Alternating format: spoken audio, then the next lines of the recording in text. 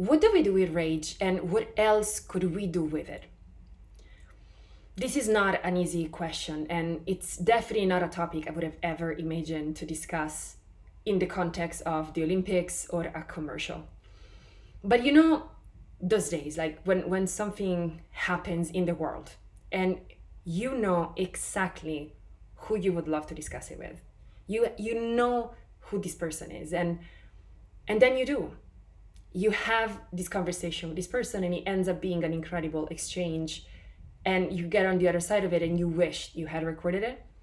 Well, this is almost what happened, but for once it didn't. On the 19th of July, Nike publishes a commercial, a campaign for the Olympic Games in Paris 2024. And I didn't see the commercial, but a good friend of mine did.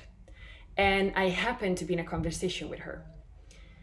And she said, have you watched this? And I'm like, I didn't. It's like, watch it right now. I really want to see your reaction, and I want to discuss this with you. And so I watched it and we started talking about it, and then we went like, wait.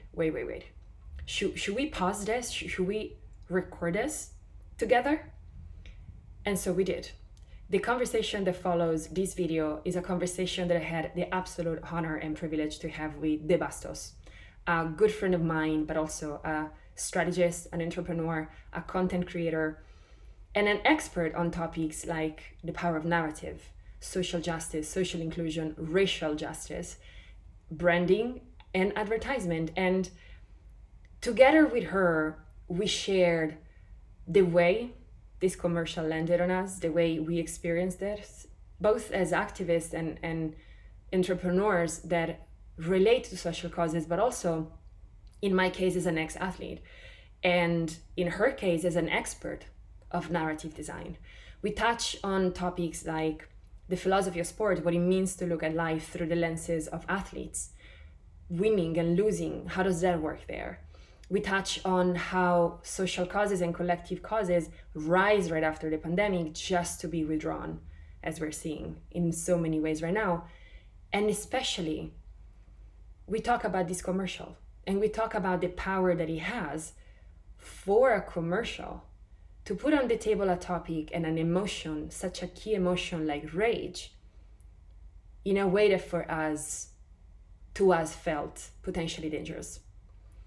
The conversation will be in Portuguese, broken Portuguese in my case, and we really would love to hear from you. We'd love to know what you think, what you felt or thought when you saw the commercial. If you saw the commercial, we would love you to see it. And we hope you enjoy this conversation as much as we did. Vou esquecer isso e depois vamos fazer uma entrada na conversa própria, mas assim tá feito. Ah, é verdade, eu esqueci que tá conversando oficialmente. Não. A gente fala tanto que eu nem... Mas foi isso, aí eu falei, cara, é isso, né, cara? Quando foi que a gente foi pro outro lado? Porque... né? O que aconteceu? Porque é isso, e o atleta de alta performance, eu não sei se você viu ontem, uma menina, acho que, eu não lembro se ela era japonesa também, que ela perdeu e ela chorou. Não, eu não estou assistindo ainda. É muito bom para mim falar disso contigo. Eu imagino, mas tipo, não assisti também. Eu nem tava tão afim, mas acho que depois dessas nossas conversas, de entender esse lugar, eu falei, cara, não, eu vou começar a acompanhar. E aí comecei a acompanhar, então eu tô assistindo algumas coisas. Eu achei muito forte. Não sei, o que você coloca, não é? O tema de... O que achas que aconteceu? Por que esse atleta faz aquele clique, não é? Entra em indignação e depois é como se entrar em outro personagem, não é? Por o que você está falando. Eu acho que isso é interessante porque fala dessa coexistência de personagens, não é? De sentimentos. Eu não acho que é outro personagem. Eu acho que o atleta tem um skin de... Eu acho que o atleta de verdade, o atleta de alta performance, e é isso que me incomoda no motivo pela qual a gente está conversando, que é a campanha, né, da marca lá, esportiva. Eu acho que o que o atleta tem, ele separa muito bem o que é a rivalidade dele com ele do que a rivalidade dele com o mundo. com o outro. Então, tipo, esse exemplo que eu estava falando da luta, eu acho que é de judô com as duas atletas, ela fica indignada no momento que ela percebe que ela perdeu a luta. Mas isso não tem a ver com o fato da outra ter ganhado a luta. Entende? Então, assim, a partir do momento que ela vê que não tem mais para onde ela ir, que ela de fato perdeu a luta, ela valida a vitória da outra e vai ajudar ela, vai ali celebrar com ela. Eu acho que é uma coisa que a gente não faz na vida. Geralmente, a gente, quando a gente termina alguma coisa, quando a gente perde alguma coisa, a gente terceiriza essa responsabilidade para o outro. Então, tipo, não foi eu que perdi de mim. Eu perdi porque a Meg fez alguma coisa. E eu acho que o que eu tenho percebido, posso estar errado também, tá? Pontos da minha cabeça. É que o atleta faz isso, ela perdeu para ela mesma. Não tem nada a ver com a adversária dela. Tipo, entende? Totalmente. Ma eu fui atleta, não é? Não fui atleta É olímpica, verdade, você mas é. eu Então, é me é diga aquele que faz tema. sentido, porque eu só sou atleta de garfo, só sou levantamento de garfo. Pá, esse esporte existe muito na Itália, eu acho que isso temos em comum. Eu sou representante italiana da seleção, da delegação. Quando Delegação. você é atleta, há como diferentes níveis de competição acontecendo ao mesmo tempo. E a primeira competição é com você É mesma. isso.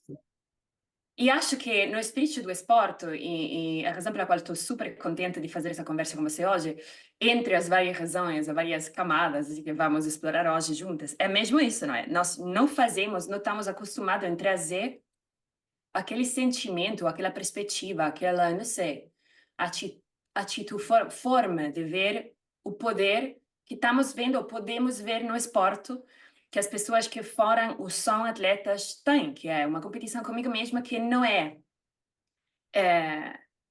exclui, não é diferente, tipo, não tira o espaço que a outra pessoa ganhou, tipo, essas duas coisas. E é muito engraçado o exemplo que você traz, que essa atleta italiana, tipo, estava esperando, tipo, até o jurado, etc., declarar que ela perdeu, que ela pessoalmente perdeu, ali ela virou para o que nós conhecemos como o espírito das Olimpíadas, não é? Nós conhecemos esse, que é a razão pela qual ficamos as duas bastante Com- alteradas, interessadas. alteradas é uma boa palavra. E a gente não, na vida, a gente não tem isso, né? A gente não tem eu acho que é por isso que é tão legal fazer uma educação né, esportista, não sei se é essa a expressão, porque a gente não tem esse senso na vida de se autorresponsabilizar, de ser melhor do que você. Tipo, tenho assistido, acompanhado um pouco as Olimpíadas, e é onde eu tava vendo o skate também, as meninas no skate. Tipo, elas são super parceiras uma das outras, tá? Elas estavam vibrando uma pela outra, porque não tem a ver com a derrota da outra, tem a ver com a vitória dela. Então, tipo, é muito legal, elas estavam vibrando, elas estavam torcendo, elas estavam. Isso é muito, muito doido, isso é muito legal. É interessante porque eu acho que alguma vez a derrota de outro, a derrota pessoal, não tem necessariamente a que ver com se efetivamente você ganha. Muitas vezes é como você performou, não é? Há essa Isso. parte no esporte também, que possivelmente as pessoas, ou a gente, nós pensamos nisso mais no setor, sei lá, da arte, da música, essa parte performativa mais artística, mais da comunicação. No esporte é a mesma coisa. E se tenho que pensar no esporte do skate, é tudo isso, não é? É repetições, repetições, é uma forma de fazer as coisas que pode ser que até existam camadas onde não importa se eu ganho o prêmio, se eu sinto que em toda essa parte, nessa performance que eu fiz, eu sinto que realmente eu fiz corpo a melhor versão de mim. Isso. Eu, como atleta, pelo menos, eu senti mais de ter ganhado, e mais no esporte como voleibol, não é? Que é de equipa, mas eu Uhum. senti ter ganhado muito mais quando tinha essa sensação do que os pontos do partido, se tínhamos ganhado o partido ou não. Mas pra gente que é réis mortais, né, que não é atleta, é muito difícil fazer isso. É muito difícil fazer essa separação do eu dei o meu melhor e o meu melhor não foi o suficiente, Mas isso não tem nada a ver com o fato do outro ter sido melhor do que eu. A gente não tem essa, a gente não faz esse exercício, né? Tanto o contrário também. Estava assistindo outra luta de judô que o brasileiro ganhou uma prata. E ele se sentindo muito culpado ali, naquele momento, por ter ficado com a prata. E todo mundo celebrando que ele tinha uma medalha olímpica, e eu acho que depois, no próximo passo, ele vai passar por isso, ele vai celebrar também a medalha dele, mas naquele momento ele só sentia muita dor por ter perdido o ouro. E ele não conseguia sair daquele, né, daquele choro, pedindo desculpa, enquanto o outro lado estava celebrando. Acho que é bem isso, mas é que na vida a gente não tem isso. Na vida, a gente estaria com raiva do cara que ganhou o ouro, e não se perguntando aonde que a gente não foi o suficiente para ganhar um ouro, entende? Claro, eu concordo plenamente, tipo, acredito que nós temos muitos incentivos também, nos criam, não é? Na escola também, com o tema de ter Sim, pontos, da competição. Eu acho que para ter aquele... E de volta, é como você está colocando, não é? Não todo atleta tem a mesma perspectiva sim. sobre o que é ganhar ou não ganhar, se é um tema de ouro ou de prata, se é um tema de como eu me senti performando. Há camadas, não é? Há perfis, não sei se podemos falar de perfis, mas também eu penso que os comuns mortais não estamos acostumados também porque não temos uma inversão parecida. Segundo, em ter equipe, chefe, o que seja, porque os atletas são atletas para o É. treino também, não é? E, Sim.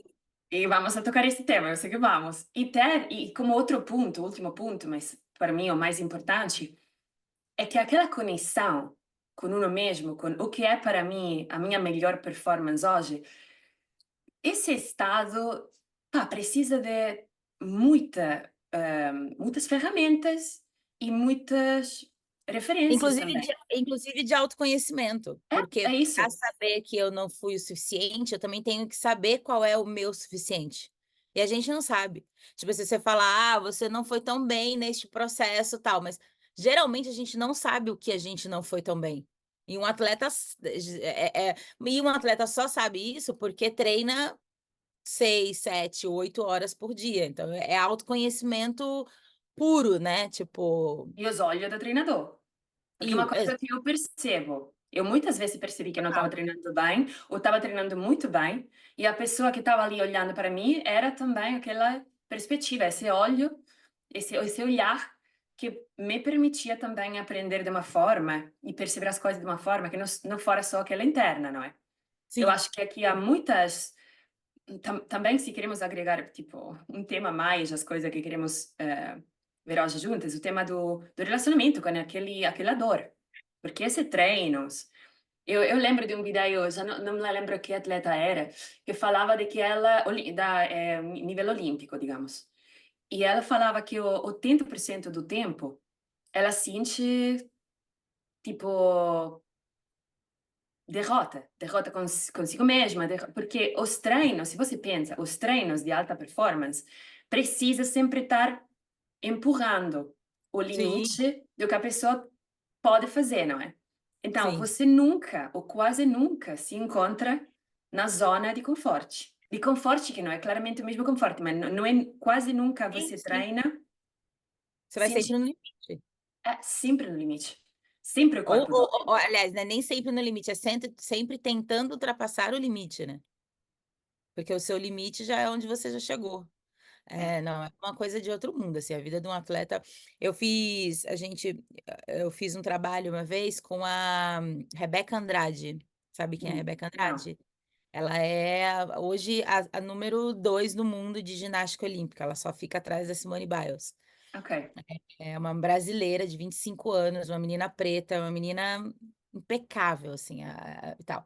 E aí, a gente estava gravando, eu estava falando isso até ontem com o Anderson, assim. Ela tem uma verdadeira loucura pelo esporte, mas ela não consegue, infelizmente, no Brasil, viver só de esporte. Então, ela precisa fazer publicidade para poder, né, ter uma vida para trabalhar, enfim. E aí, a gente foi fazer o filme com ela. Eu lembro dela ter chegado no set umas 3 horas da tarde, porque ela estava treinando de 6 da manhã até 1 da tarde, por exemplo. Aí chegou no 7:03, ela ia fazer ela ia gravar até meia-noite, e ela tinha que ir para casa, porque no outro dia, 6 horas da manhã, ela ia começar a treinar. E ela treina todos os dias, Tá. tipo, X horas, tipo, 5, 6, eu não sei quantas horas são. E aí você pensa, meu, o nível do corpo, o nível da alma, o nível de estresse que esse corpo, né, tipo, eu fico muito impressionada, eu falei assim, eu tenho certeza que o que ela gostaria de fazer era viver só do esporte, mas como a gente vive num país onde isso não é possível, Quase, ela quase ninguém. Na ela Itália, a tem maioria dos esportes, os atletas não vivem disso, cara. mas no Brasil ainda Todo é, mundo. né, É, acho não, que aqui sem acho que ainda dúvida, sem tem. dúvida. Eu não tenho dúvida de que a vida do atleta não é fácil em nenhum lugar, mas aqui é sucateado mesmo, né? Então é isso. Aí gente, falei o nível que esse corpo aguenta, o tipo de coisa que esse corpo tolera para poder chegar nesse nível que essa menina tem é uma coisa de outro mundo, assim, é uma coisa, cara, eu acho o esporte, apesar de não ser uma pessoa que pratica esporte, infelizmente, eu acho uma das coisas mais brilhantes do mundo, assim, acho que e eu acho que foi por isso também que me afetou tanto aquele o motivo pela qual a gente começou nossa conversa, né, aquele E filme. acho que podemos vir para ali, não é? Porque você está falando de corpos, não é? E o primeiro que eu também penso nisso claramente, mas é o primeiro que eu penso quando penso em atletas, ou nessa menina ou em qualquer outro atleta, é a parte cognitiva, é a parte da disciplina mental e emocional, de como é viver não só baixo essa pressão, é uma pressão que é em parte externa, não é? Há muita parte do incentivo, do cultivo, de o que permite, que é o que faz tipo que os atletas possam fazer essas coisas, que é externo ao atleta, mas também na escolha do atleta mesmo, sabendo que há muita pressão no corpo, mas muita pressão psicológica, muita pressão emocional e muito do jogo não é físico, é no Não, campo do invisível, não é? E esse falar trabalho disso. É. esse trabalho que eu estava fazendo com a Rebeca era uma campanha publicitária e falava sobre saúde mental. Ah, eu acho que você mostrou para mim. É, sim, que era sobre a pressão da Assisti. saúde mental, porque inclusive a maior rival dela apenas no esporte, não na vida, a maior é a Simone Biles, que na última Olimpíada falou que precisava de uma pausa para cuidar da saúde mental. Então, esse filme era justamente sobre isso, sobre saúde mental. É. E pronto, isso é perfeito, um assist também para continuar com as metáforas de esporte, perfeito para falar de você, não é? Da experiência que você traz, para fazer esta conversa junta sobre esse comercial, falando de corpos, de mentes, de perfis sociais, perfis raciais, então, de bastos. E eu, Publicitária em português, português. ativista. Ai, amiga, cansada, né? Uma ativista Yes. cansada. Ficaria surpreendida. Eu acho que qualquer ativista que em 2024 fala para mim, não, tudo bem. Eu tipo fico, tá seguro, segura? Tá Tá fazendo tudo errado, bem? né? Se tá tudo bem, você tá fazendo errado. O que nos convida a esta conversa é um comercial. Comercial, uma publicidade, não é? Sim. Da Nike para Olimpíadas 2024. Quer falar você para nós deste comercial? Cara, não, foi muito doido, né? Porque eu vi, uma amiga minha me mostrou, uma amiga, eu não tinha visto, Ok. eu tô fazendo um detox de rede social e tal, e por um puro teste mesmo de algoritmo, e aí eu não tinha visto, uma amiga minha me mostrou, minha amiga Tiene me mostrou, falou, você viu esse comercial? Que é o comercial, que é o manifesto da Olimpíada de 2024 dessa marca, que também, eu acho que não é sobre para mim não é sobre a marca. Tipo, podia ser de qualquer outra coisa. Talvez não de qualquer outra coisa, mas poderia ser de outras marcas. Eu não acho que é especificamente sobre uma marca. Mas é um comercial, um filme que fala sobre. Até esqueci, como é que é o nome? Como é que é? Vencer não é para qualquer um. Eu esqueci até o nome. Sim. Acho que é O winning is not for everyone, eu acho. isso, uma coisa assim. Eu nem lembro também, deixa eu ver aqui. Winning isn't for everyone. É isso. Ganhar não saberia dizer como seria isso em português do Brasil, mas winning is not for everyone. Vencer não é para qualquer um. Acho que seria mais ou menos isso. Vencer não é para todo mundo. Alguma coisa parecida assim. E aí, eu lembro de a primeira vez que eu vi, ficar muito confusa no sentido de muita coisa passando ao mesmo tempo. Metade de mim dizia: "Nossa, que coisa corajosa", metade não, 1/3 de mim dizia: "Nossa, que corajoso", a outra tipo: "Nossa, isso de alguma forma me afetou", se me afeta é bom, porque a gente está vivendo um mundo plástico onde nada nos importa. Uma outra parte muito grande dizendo: "What the fuck", porque, tipo, isso é exatamente o contrário do espírito olímpico. O outro dizendo: "Meu Deus, que merda, isso é um posicionamento político", né, em tempos que a gente está vivendo de polarização política no mundo todo.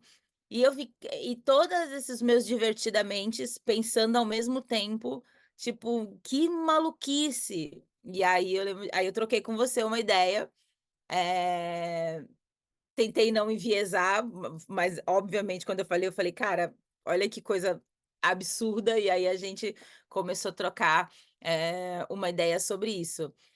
O texto desse vídeo, ele tem tantas camadas de complexas. Primeiro o texto que diz claramente isso, tipo: "Eu não sou uma pessoa boa, eu sou egoísta, eu sou implacável, eu sou", porque é justamente essa busca pela vitória, né, essa busca pelo impossível. Então é o atleta nesse lugar de extrema solidão e de buscar a alta performance, que no caso aqui é altíssima performance, porque é o topo do mundo no esporte, que é a Olimpíada, né. E aí ele vai fazendo esse texto, construindo essa narrativa do para mim, e aí é só a minha opinião, do espírito anti-olímpico, né, que é do tipo: "Foda-se o próximo, foda-se o outro", tipo: "Eu não sou legal, eu não vamos acabar com essa história de ser legal com o outro, o negócio é tipo vencer, vamos vencer a qualquer custo".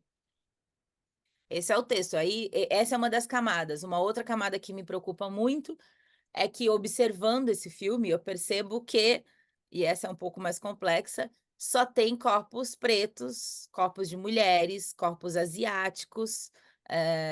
Então pensando aqui sobre a origem dessa marca esportiva, e o maior share dele sem dúvida nenhuma é um share, eh ocidental, por que será que esta fala sobre não ser esse ser humano bom, né, sobre ser uma pessoa má, ela ganha uma descrição em corpos que não são corpos padrão, não tem homem branco, não tem um homem hétero, ou tem poucos, mas a maior parte das expressões sociais, ela vem do rosto de mulheres, de pessoas negras e de pessoas asiáticas. Complexo, e aí a gente ficou devagando aí sobre isso. Claro, porque enquanto você é ativista, comunicadora, essa análise das várias camadas, porque como você colocou, esse é um comercial, mas não é um comercial. Estamos falando de um comercial com um timing claramente incrível, não é? O comercial saiu a semana passada, as Olimpíadas acabam de É feito pra começar. Oli É feito mas para é para as Olimpíadas. Olimpíadas, ele foi feito para as Olimpíadas, é. E feito e publicado também com essa coisa tipo de antes, não é? É um comercial, estamos falando de uma marca comercial, de uma marca Nike.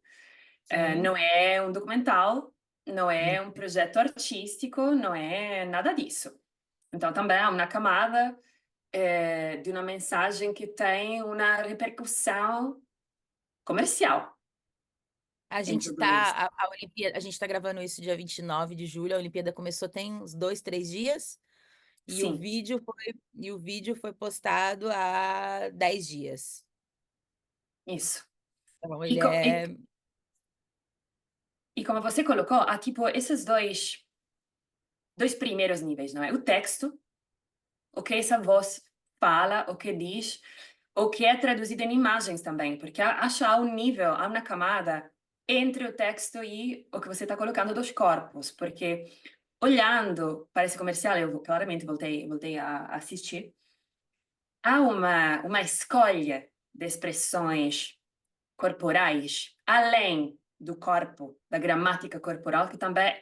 Eu lembro essa sequência que eu fiquei assim, do Kobe Bryant, quando a voz fala what is mine, is what is yours is mine as well. Que há uma sequência de 3 imagens, vídeos deles, que podia ser qualquer atleta, não é? E nesse caso, pouco importa que seja o Kobe Bryant. Mas há como um texto, o que é a mensagem corporal, a linguagem corporal, e há a gramática, o vocabulário dos corpos também. E a razão pela qual estamos falando disso, e o que queria realmente estudar com você, é o poder que tem, não só que uma marca faça essa escolha, porque a parte, digamos, mais estratégica da marca, eu acho quase a parte menos interessante dessa conversa. Eu acho que a parte mais interessante é o que significa politicamente e como comunicação colocar uma mensagem assim no centro de uma das marcas maiores, no centro da conversa das Olimpíadas. Mesmo antes que as Olimpíadas comecem, não é? Essa coisa de, ao mesmo tempo, dizer, quase trazer à luz, não é?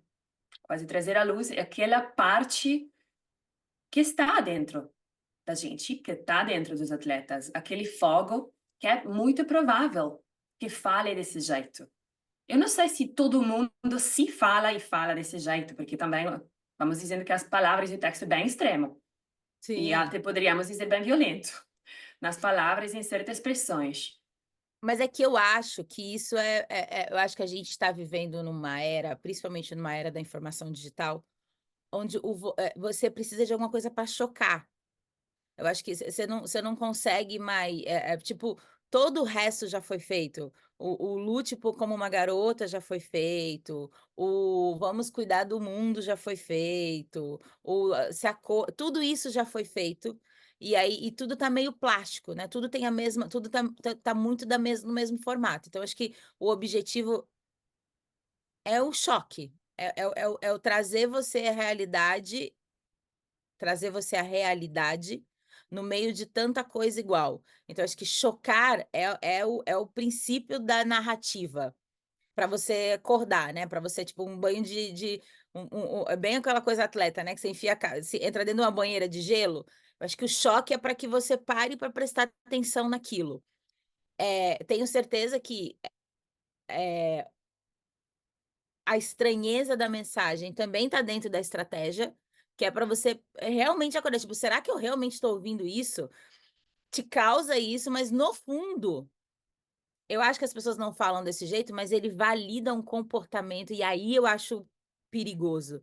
Ele valida uma verdade. Eu não acho que o comercial é mentiroso, muito pelo contrário.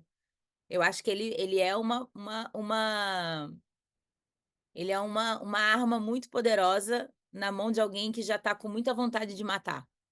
Não, talvez não a expressão matar, né, não literal, mas assim, eu acho que ele aqui no Brasil a gente fala que ele é botar fogo botar lenha na fogueira.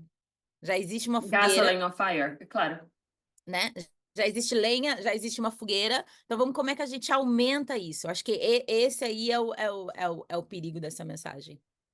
Fale para mim, há 2 ou 3, assim, coisas que eu quero explorar do que acabas de dizer, mas fala para mim, o que é essa fogueira para você hoje? A Que fogueira, está... É, eu acho que a fogueira é esse momento pós-pandemia, onde o mundo estava desesperado, acelerado, acontecendo na velocidade 5 do Creu. Creu é um funk brasileiro, que você vai progressivamente aumentando o ritmo que você balança a sua bunda. E aí Creu é a velocidade 5, é a velocidade máxima. Acho que a gente estava vivendo nesse fluxo insano. Veio a pandemia joga todo mundo para dentro de casa, joga todo mundo literalmente para dentro da gente mesmo. Algumas coisas nesse momento acontecem, algumas conversas acontecem no mundo, principalmente as questões raciais, quando a gente tem o caso de George Floyd, E aí, naquele momento que a gente está dentro de casa, literalmente, dentro das nossas casas individuais, que são os nossos corpos, as nossas mentes, a gente tem que lidar com o universo de uma outra forma. E a gente passa a ter uma percepção do outro que a gente não tinha há muito tempo quando a gente estava vivendo na velocidade 5 do Creu. E isso faz com que a gente tenha alguns sensos aguçados novamente, provocados novamente, que era o senso de coletividade, a falta do próximo, a falta do contato físico, né? A solidão. Acho que a gente volta para dentro de casa e percebe que somos seres coletivos, que somos seres, e isso dói profundamente na gente.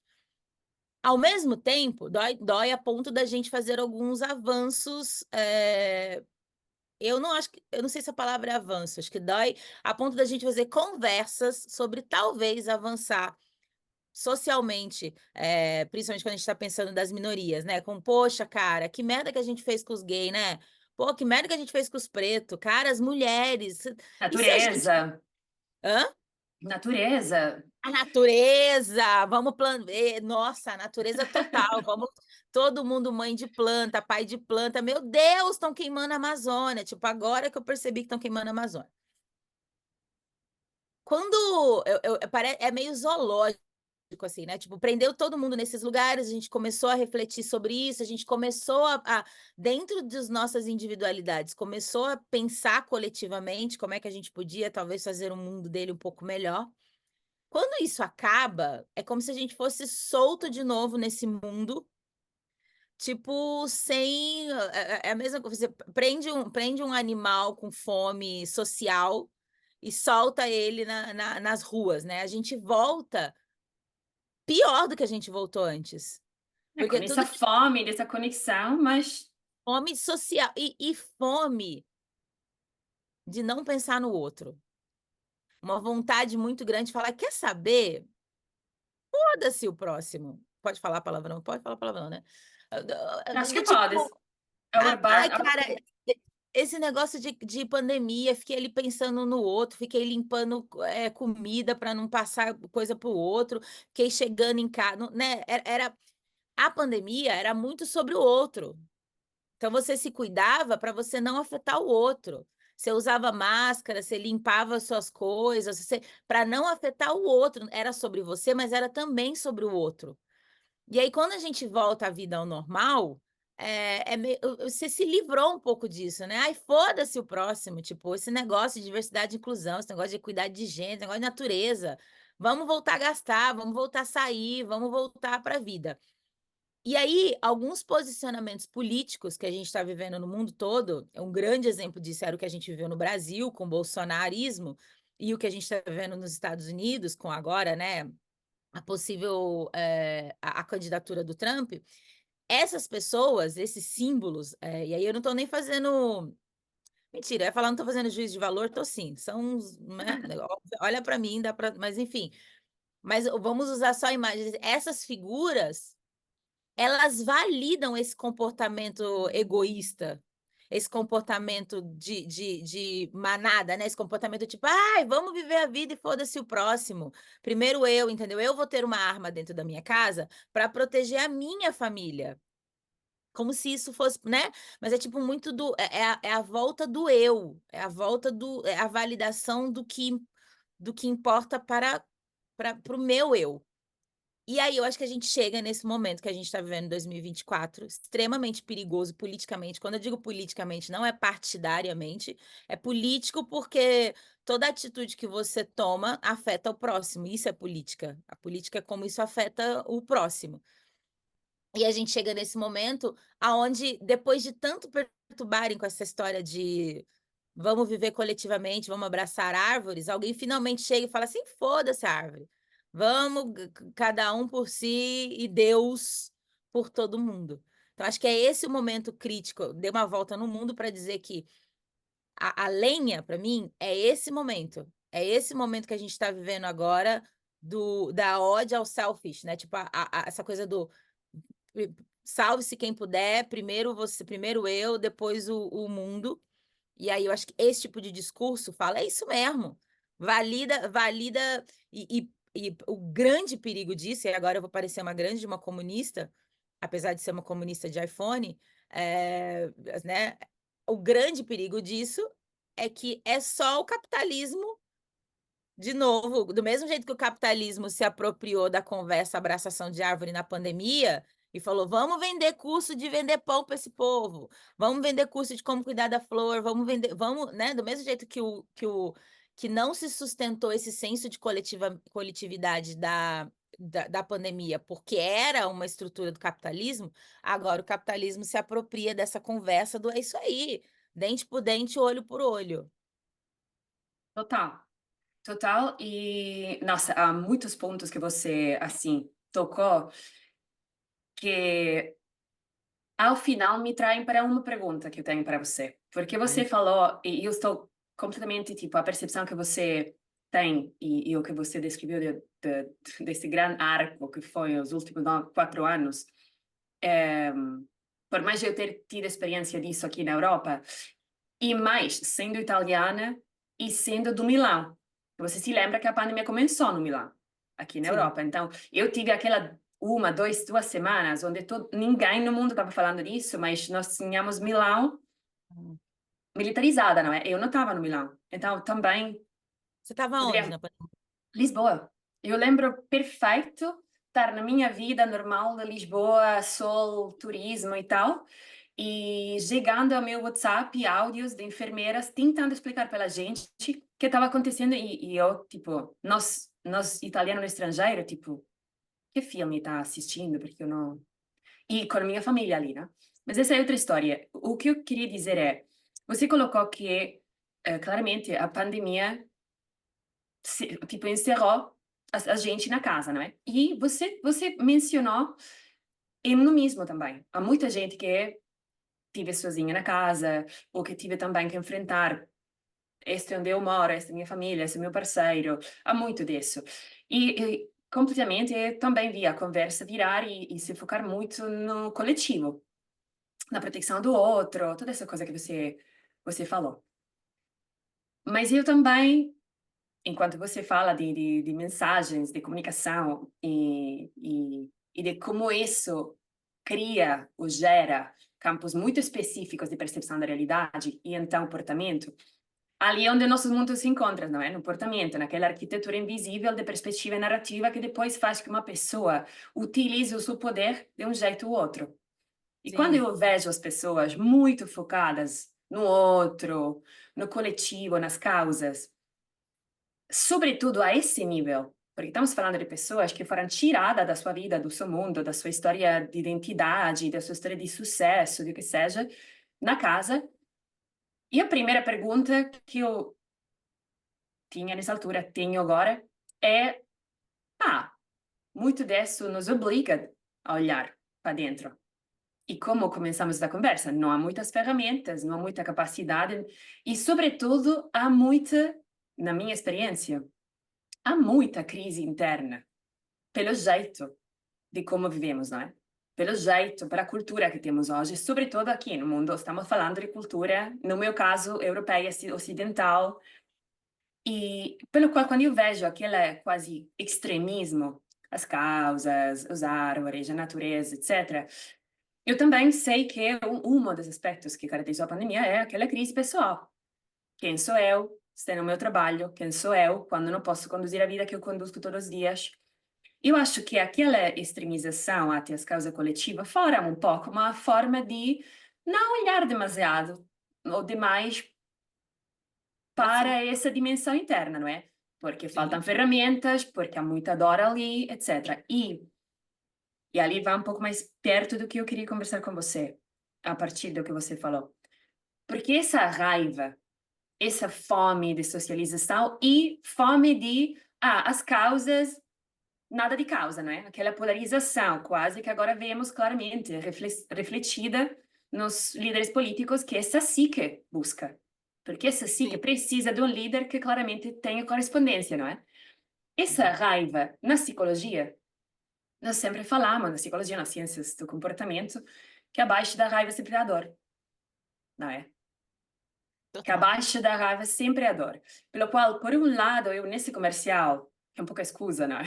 A coisa que estamos falando hoje para para tratar disso que eu acho importante, mas também tratar desse momento histórico. A raiva é importante, não é? O contrário da raiva não é estar calmado, o contrário da raiva é saber canalizar essa energia postergada, essa energia reprimida de uma forma criativa e não destrutiva. Do mesmo jeito que o contrário da dor não é, ser sanado ou estar bem, se não é, tá, o que me dói, o que eu reconheço como dor, como eu posso fazer para tornar isso medicina, não é? Só uma pausa, a gente estava até falando sobre o filme Divertidamente, né? Tem Ah, uma, sim.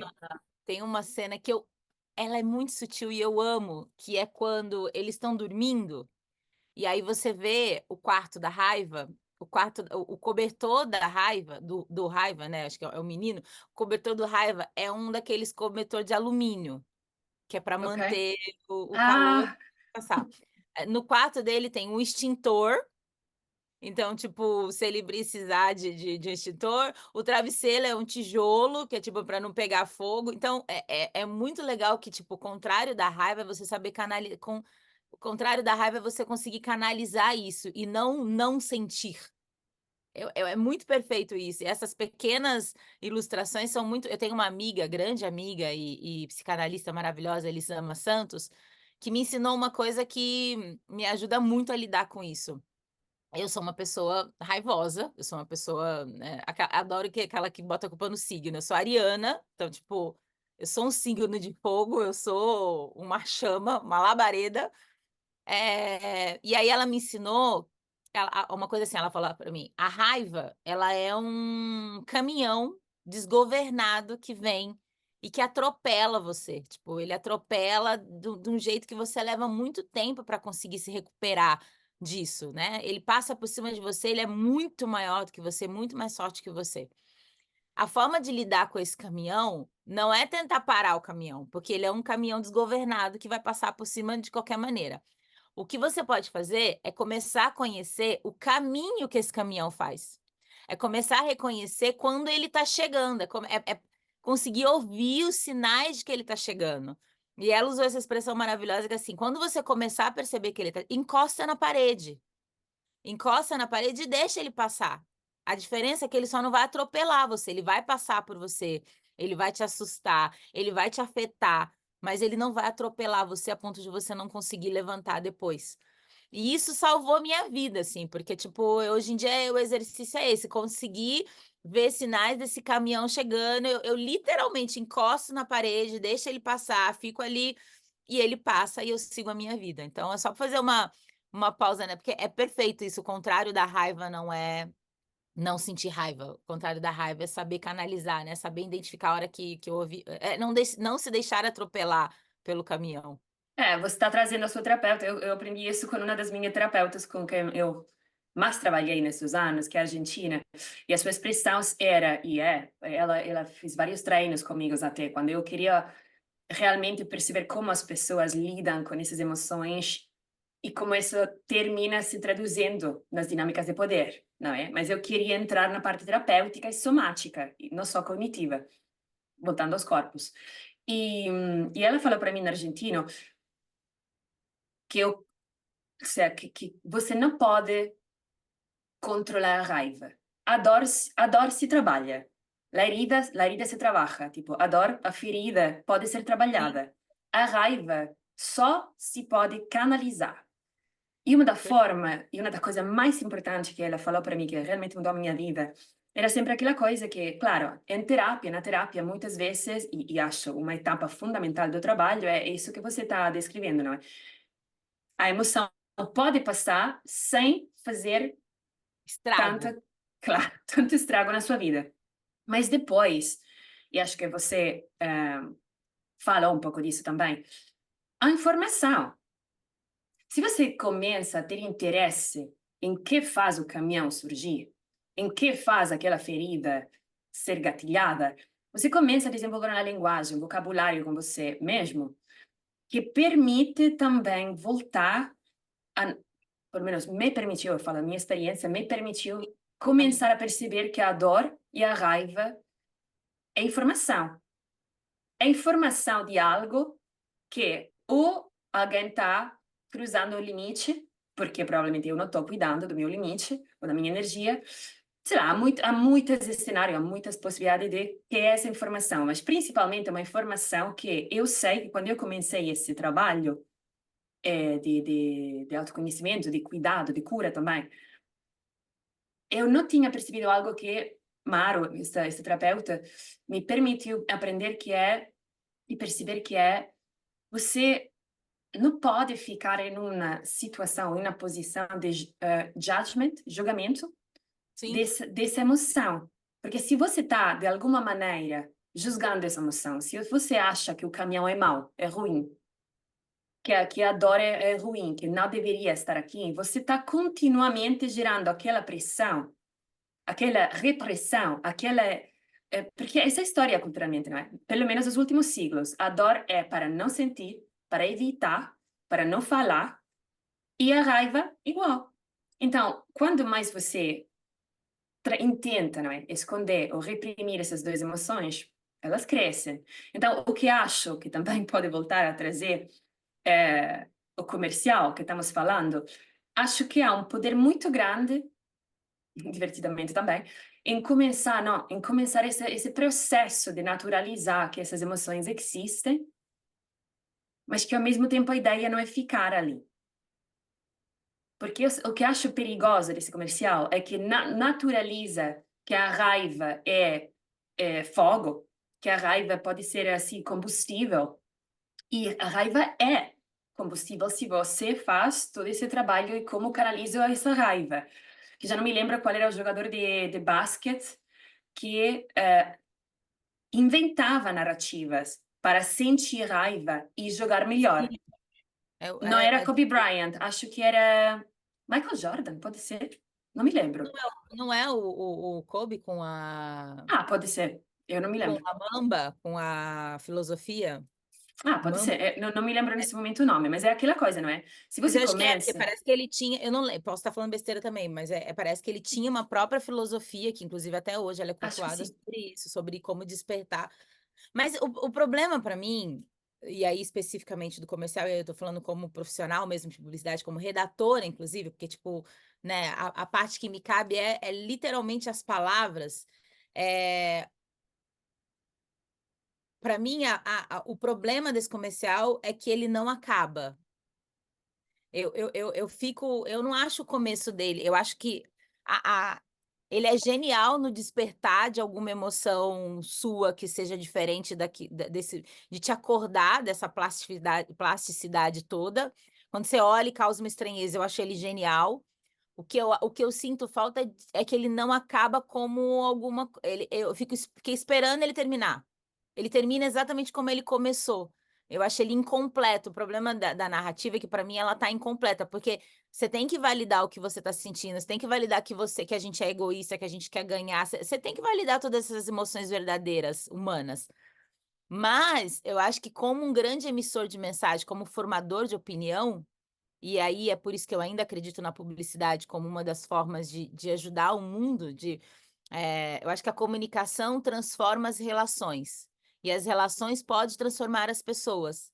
Então, o que eu sinto falta é dele acabar ali, de alguma forma que não te deixe só inacabado com a sensação de raiva. Ele acaba na raiva. Então, assim, acho que ele podia ter validado a raiva, mas dizer que ela precisa ser canalizada e que isso pode ser bom. Então, o problema para mim é que ele é incompleto. E eu fico esperando ali. Eu fiquei na ânsia, esperando ele terminar de algum jeito que não era nem da jornada do herói, eu não queria um final feliz. Eu só queria que ele tivesse dado pra gente alguma ferramenta. Já que o mundo não deu, eu acho que ele se apropria da imaturidade das nossas emoções. E aí acho que é que tá o trem do capitalismo, né? Assim, tipo, ele se apropria e fala assim: ó, vou deixar você aqui. É aquele negócio de soltar o microfone, né? Eu falo as coisas mais chocantes do mundo, solto o microfone e vou embora, e vocês que criem, vocês que façam a. Vocês que lutem, assim, vocês que briguem entre vocês. Então, eu acho que esse foi um incômodo, dá a sensação de quanto ele é incompleto. O comercial não fala da escolha, não é? O comercial só te leva, o comercial só É te isso. leva a dizer, ok, há aquelas emoções.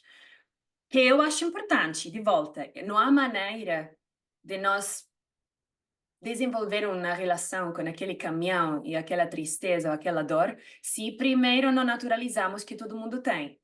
E que é normal, e até os atletas, por isso eu acho que o Kobe Bryant estava tão presente também no comercial, não é? Que pode chegar a ser o tipo de combustível que precisamos para fazer coisas muito grandes para jogar o nosso melhor jogo, nosso melhor partido, para jogar essa arena. Per espanhol. Mas esse comercial faz duas coisas para mim que são discutíveis. Como não é o meu setor, eu fico no discutível. Deixo a opinião de experta a você. O primeiro que você coloca, que não fala da segunda parte, que é nessa segunda parte da escolha, onde nós criamos uma realidade ou outra no mundo. Pessoal, porque claramente como eu utilizo, como eu me relaciono com esse caminhão ou com essa dor, é como eu, ao final, vou criando a minha vida. Em todas as dimensões que a minha vida tem. O relacionamento comigo, com você, com o que acontece no mundo, com o partido, com o jogo, o que seja. Então, primeiro é isso, que onde está a parte mais importante dessa conversa? Por que esse comercial só leva até ali? Porque, como você colocou, a comunicação transforma as relações. E as relações, sobretudo, que nós temos de interpretação de quem somos, quem é o outro, que tem valor, qual é o valor de tudo isso que está acontecendo. E o segundo, depois vou deixar para você, o capitalismo que você coloca, e este comercial como símbolo, se apropria desse discurso e você fala, depois vai embora. Eu acho que não é tão assim e acho que essa é a parte tão problemática, porque se você se lembra do trabalho, por exemplo, da Naomi Klein, com Shock Doctrine, que não sei como pode ser traduzido em português, seguramente o livro está em português, ela fala que o capitalismo se apropria das emoções para também ser a resposta às emoções, que criar estados de choque constante leva as pessoas, por como estamos construídos, o hardware dos seres humanos, da nossa fragilidade de mamíferos, somos os mamíferos mais frágeis de todo o sistema global, para que nós procuremos consumir no desesperado intenso de nos tranquilizar. Então, não é que o capitalismo, para mim, vai embora só fazendo o choque. Também tá. Você precisa disso? Eu tenho. Não, mas a gente está dizendo a mesma coisa. Quando eu digo ele vai embora, é sem uma responsabilidade sobre isso. E não que ele vai embora porque ele deixa de fazer parte dessa relação. Ele só. Quando eu digo vai embora, é quando ele não. A expressão vai embora não é do que não tenho nada a ver com isso. É muito pelo contrário, vai embora do tipo, agora lide você com essa emoção enquanto compra o que eu estou te vendendo.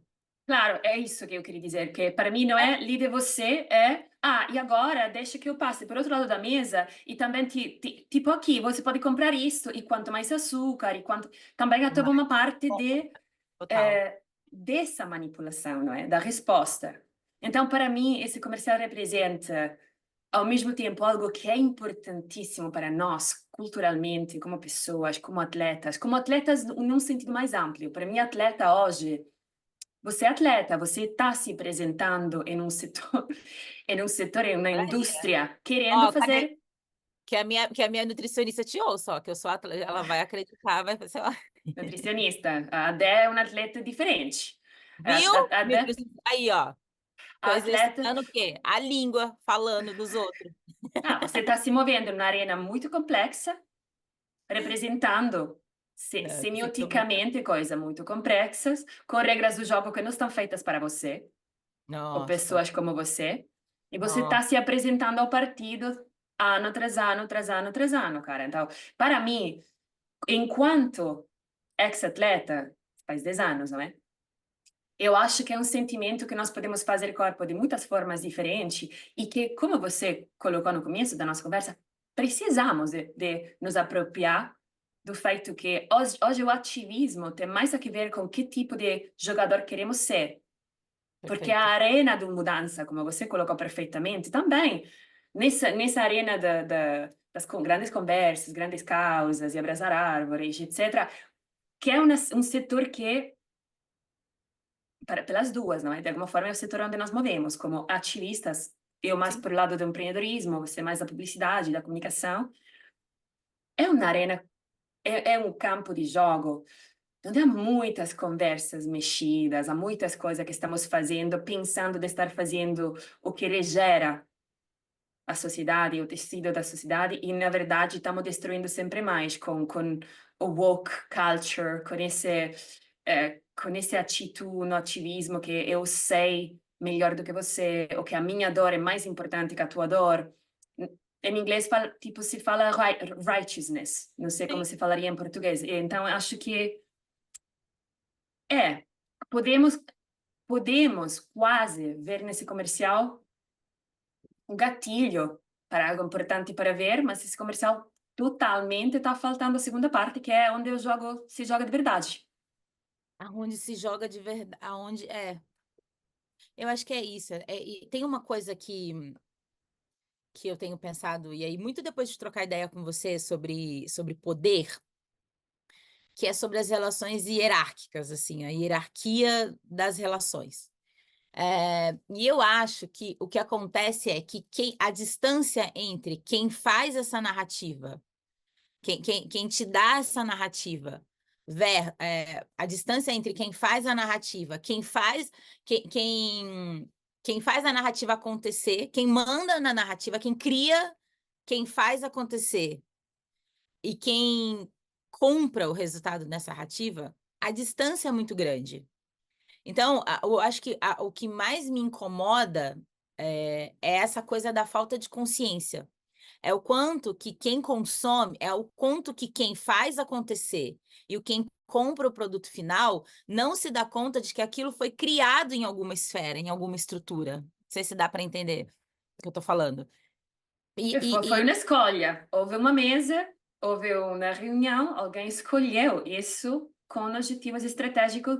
Se estou percebendo bem, que as pessoas que acabam consumindo esse conteúdo ou mesmo esses produtos não têm consciência dessa arquitetura. É isso que você está falando?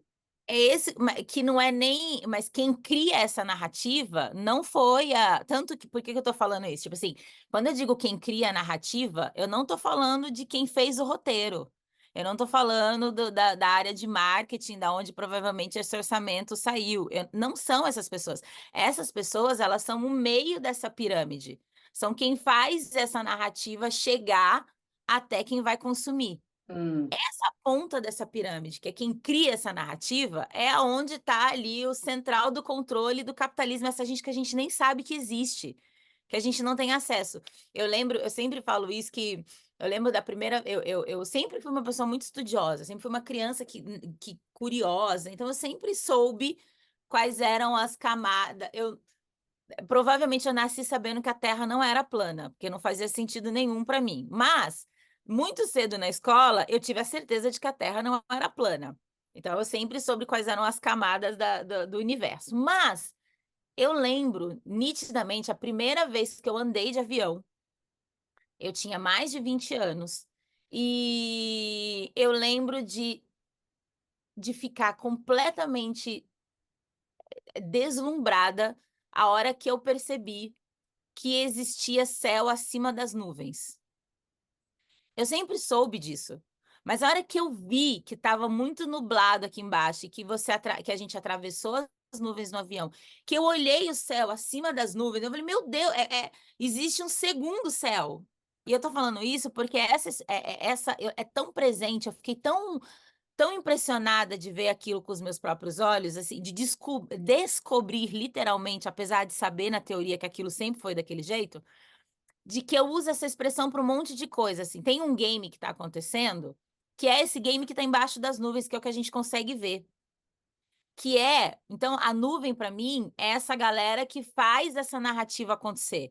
Então, essa galera que escreveu esse texto, a galera que aprovou esse filme, a galera que, sabe, isso está no meio do negócio. E essa história toda é para fazer quem está embaixo da nuvem comprar, se mover, né? Só que da onde isso vem? Isso vem acima do que a gente pode ver. E me incomoda muito que a gente deixa tudo muito superficial. A gente ainda fica. E eu acho que esse é o problema da conversa com a internet. Esse é o problema dos militantes de sofá, dos militantes de internet, dos últimos movimentos dos últimos 4, 5 anos que a gente teve. Tudo aconteceu embaixo das nuvens. Tudo aconteceu das nuvens para baixo. E a gente continua não acessando quem de fato faz com que essa estrutura aconteça dessa forma. E é por isso que quando o céu abre, nada muda. Quando o céu fecha, tipo, tudo fica muito limitado aqui embaixo. Então, o grande problema para mim desse comercial não é o texto dele, não é o filme, não para mim isso é a nuvem por cima de você entender como é que essa estrutura é construída e qual é o objetivo de fato dessa hierarquia de informação, sabe? Falei, não falei Totalmente. nada. Não, falaste, foi incrível, absolutamente claríssimo. Eu tenho um desafio para o que você acaba de colocar, não porque não coincida, ou porque pense diferente nesse sentido, mas porque acho que há uma grande Mas pode armadilha de pensar poder. Ah, também eu sei, pelo amor de Deus. eu sei, mas durante muito tempo eu fiquei muito frustrada com essa hierarquia, não é? Eu acho que quando nos conhecemos nesse projeto na Amazônia, não é? Eu A gente falei, uma conheceu no das meio da Amazônia. de todos os lugares na Amazônia. Uma das primeiras conversas que tivemos, eu contei para você que eu quando descobri, eu não sei, 9 anos, 10 anos de idade, que o Holocausto, o nazismo, o fascismo aconteceu, eu fiquei assim, 3 dias entre chorando e na biblioteca, na livraria da minha cidade, uma cidade muito pequena, do norte da Itália, porque eu não podia Grande. acreditar.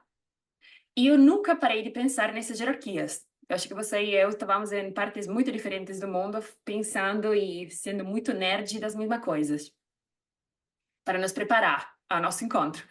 E acho que é algo que você coloca, que é isso da hierarquia e da frustração, porque esse ativismo de sofá, isso que aconteceu nos últimos 10, 15 anos com a internet, é nós acreditar que a resposta está em saber desse mecanismo. Eu acho que sim. Eu acho que saber dessa arquitetura que você está descrevendo há muito poder ali. Sim, Mas sim. acho que você fala que todo esse ativismo que acontece abaixo das nuvens não muda nada. E ali há uma grande conversa do mundo do ativismo, não é? Se a verdadeira mudança só pode acontecer nessa ponta da pirâmide ou se também pode ser abaixo. Eu, pessoalmente, pelas coisas que eu faço, pelos treinos que eu faço, pelas práticas também, que são parte do meu trabalho, eu acho que há uma grande armadilha de poder que você descreveu, que é essa narrativa que saber dessa estrutura nos dá poder. E isso acaba nesse ativismo de sofá. Esse acaba nesse eu sei dessas coisas, então escrever disso, falar disso, etc., é o que é para fazer. Nós estamos esquecendo que esse mesmo sistema come o nosso tempo na internet, come a desvitalização e descorporização, que hoje é característica fundamental do ativismo, sobretudo do ativismo de sofá, mas no geral, porque qualquer ativista é alguém que passa imensas horas no telemóvel, imensas horas nos ecrãs, imensas horas queimando como é, a vela dos dois lados, porque sempre há alguma coisa mais para fazer. Então, da minha perspectiva, do poder, a primeira coisa que esse conhecimento está fazendo não é empoderar. Está desempoderando porque está descorporizando quem está sentindo emocionalmente que há alguma outra coisa para fazer, que, entre aspas, não deveria ser assim, o que poderia ser diferente, mas estamos com uma grande armadilha que a resposta está: ah, eu sei disso, então está tudo bem. Não. Onde está o seu corpo? Como está o seu corpo, o seu sistema nervoso? Quanto está reativo ou responsivo, que é uma das primeiras coisas que se trabalha, não é? Na terapia ou em qualquer outra forma de coaching, é a capacidade de tá chegando esse caminhão, ou tá chegando essa onda de tristeza, que vamos fazer com isso? Eu acho que há duas coisas ali. Uma é esse sistema se alimenta do que hoje chamamos ativismo, pela maioria dos casos. Então, toda a teoria de mudança de sistema fala de que um sistema, a primeira coisa para fazer é parar de alimentar um sistema. Sim. Então, é parar de alimentar essa dinâmica reativa, essa canalização mesmo da nossa raiva e emoções em coisas que, na verdade, estão alimentando esse mesmo sistema que estamos questionando. Porque tampouco eu acho que a resposta é a todo mundo tem ou quer chegar nessa ponta da pirâmide. E o segundo ponto que eu coloco, que eu vejo no meu dia a dia no meu trabalho, é o que acontece quando as pessoas fazem aquele passo atrás, se reapropriam do seu corpo, da sua vitalidade, do seu sistema nervoso. E não é porque, não é um retirar onde, tipo, vou para a natureza e já não me importa de nada. Eu acho que tampouco é saudável. Acho saudável para quem sinta que essa é a sua resposta a estar vivo em um ano como 2024 na Terra, mas acho que não é o que a maioria de nós está sentindo que quer fazer. Então, como habitamos, como fazemos corpo nesse espaço que queremos, nessas arenas, nesses campos de jogo, eu acho que a primeira resposta, na minha experiência, é voltar a nos apropriar desse sistema nervoso, desse corpo, desse veículo, porque quando as pessoas fazem isso, o byproduct, que é muito diferente do que a New Age está falando, não é? Do nível, trabalho de consciência descorporizado também. Nós voltamos a nos lembrar, porque é um sentimento quase de lembrar o que estamos aqui para fazer quando fazemos isso. Quando saímos dessas armadilhas de poder, quando saímos de toda essa reatividade, desse choque que querem que nós fiquemos super ativados, porque ali é quando sabemos ou conseguimos sentir, tá, em todo esse grande ecossistema de coisa que claramente tudo tá para fazer de volta, fazer de uma forma de cuidado, fazer uma volta mais regenerativa, podemos utilizar buzzword que quiser. É impossível sem o corpo, cara.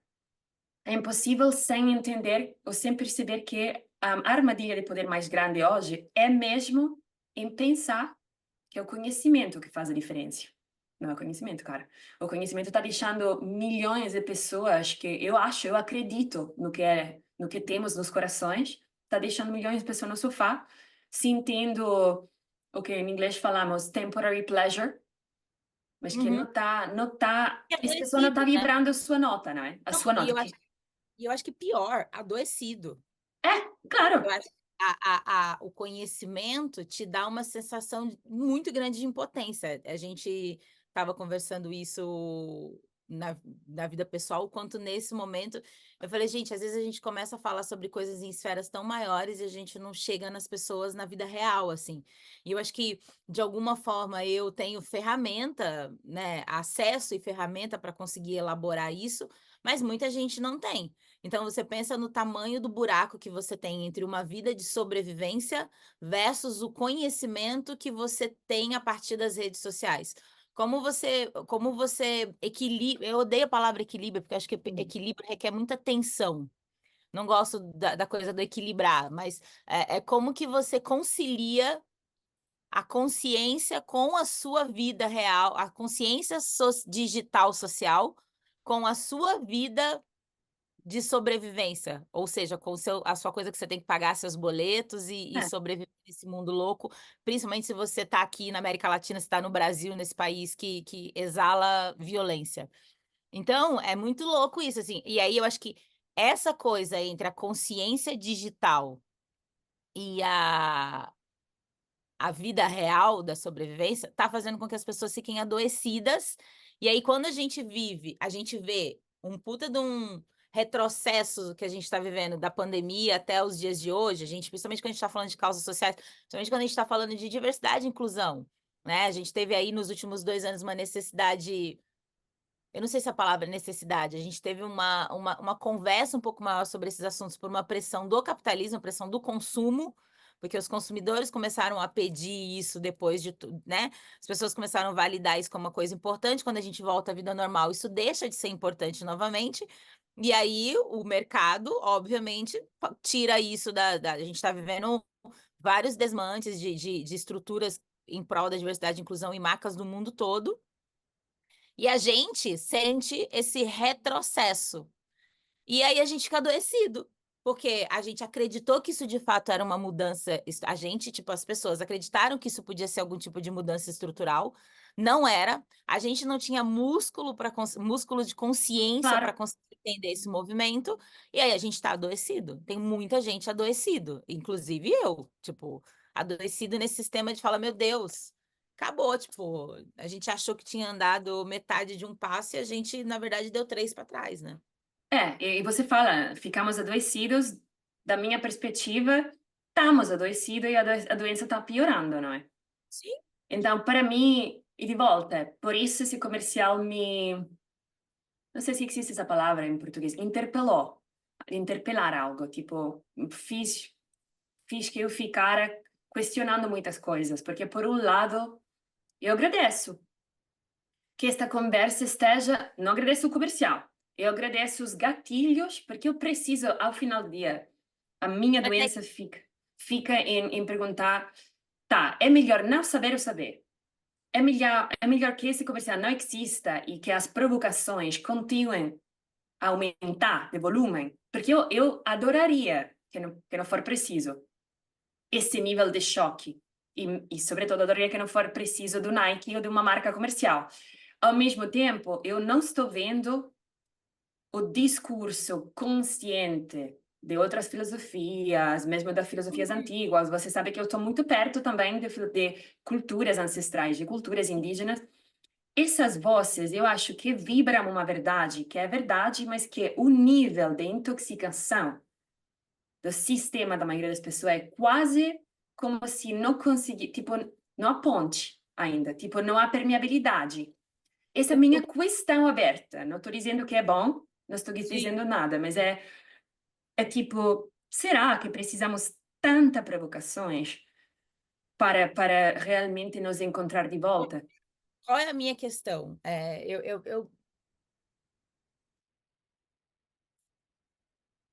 que eu ia dizer que eu discordo respeitosamente de você, mas eu não sei se eu discordo também. Você pode Mas discordar de mim. não, devo, sem problema nenhum, mas é porque eu não sei se discordo. Acho que a questão para mim tem um estudo, que é o estudo Dunning-Kruger, já ouviu falar? Não. Eu até uso nas minhas aulas de criatividade, que é um estudo de dois caras que falam assim, que quanto menos você sabe, mais você se empodera a dizer que sabe. Como assim? É, eu vou ter que voltar nos bonitos de novo. Bolsonaro e Trump, assim, a certeza absoluta com que eles Hum. falam as inverdades, eu acho que eles acreditam de verdade naquilo. O nível quanto mais profundo você vai num assunto, menos certeza você tem. Quanto mais a gente fala sobre isso, quanto mais a gente conversa, quanto mais a gente estuda, quanto mais a gente pesquisa, menos coragem de dizer é isso você tem, não é? Então a gente brincou até disso, assim, se você tá tranquila é porque você tá fazendo errado. Então, assim, quando eu tô com muita certeza absoluta de uma coisa, e eu acho que essa é uma das coisas legais desse filme, é que eu fiquei muito confusa. Eu falei, pera, eu não sei se eu acho legal, se eu não acho. Tipo, calma. E eu acho que esse é o caminho certo. É do tipo, sabe, se você tá tranquilo, você tá fazendo errado. Então, esse estudo, o estudo Dunning-Kruger, que é o sobrenome dos caras, fala exatamente sobre isso, que quanto menos você sabe, mais certeza você tem. E quanto mais você sabe, mais amplo fica. É por isso que você vê muita gente medíocre que faz coisas com muita certeza, fala é isso e pronto, acabou. E às vezes você conhece gente que estudou por anos e que a pessoa fica ali com medo de falar alguma coisa porque ela sabe que a cauda é longa, né?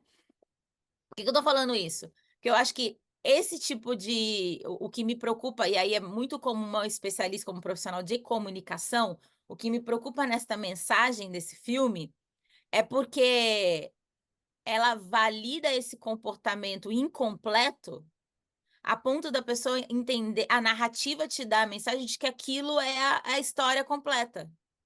Acho que ela faz isso, assim, não, dos mesmos criadores de eu recebi no WhatsApp, sabe? Ah, eu vi no Facebook, vem aí, pô, a Nike, que é a maior empresa de... Ou podia ser outra também, mas tipo, se essa marca desse tamanho tá dizendo que é isso e pronto, acabou. E eu trato aquilo com uma verdade absoluta e eu continuo alimentando. Esse, para mim, é a fogueira.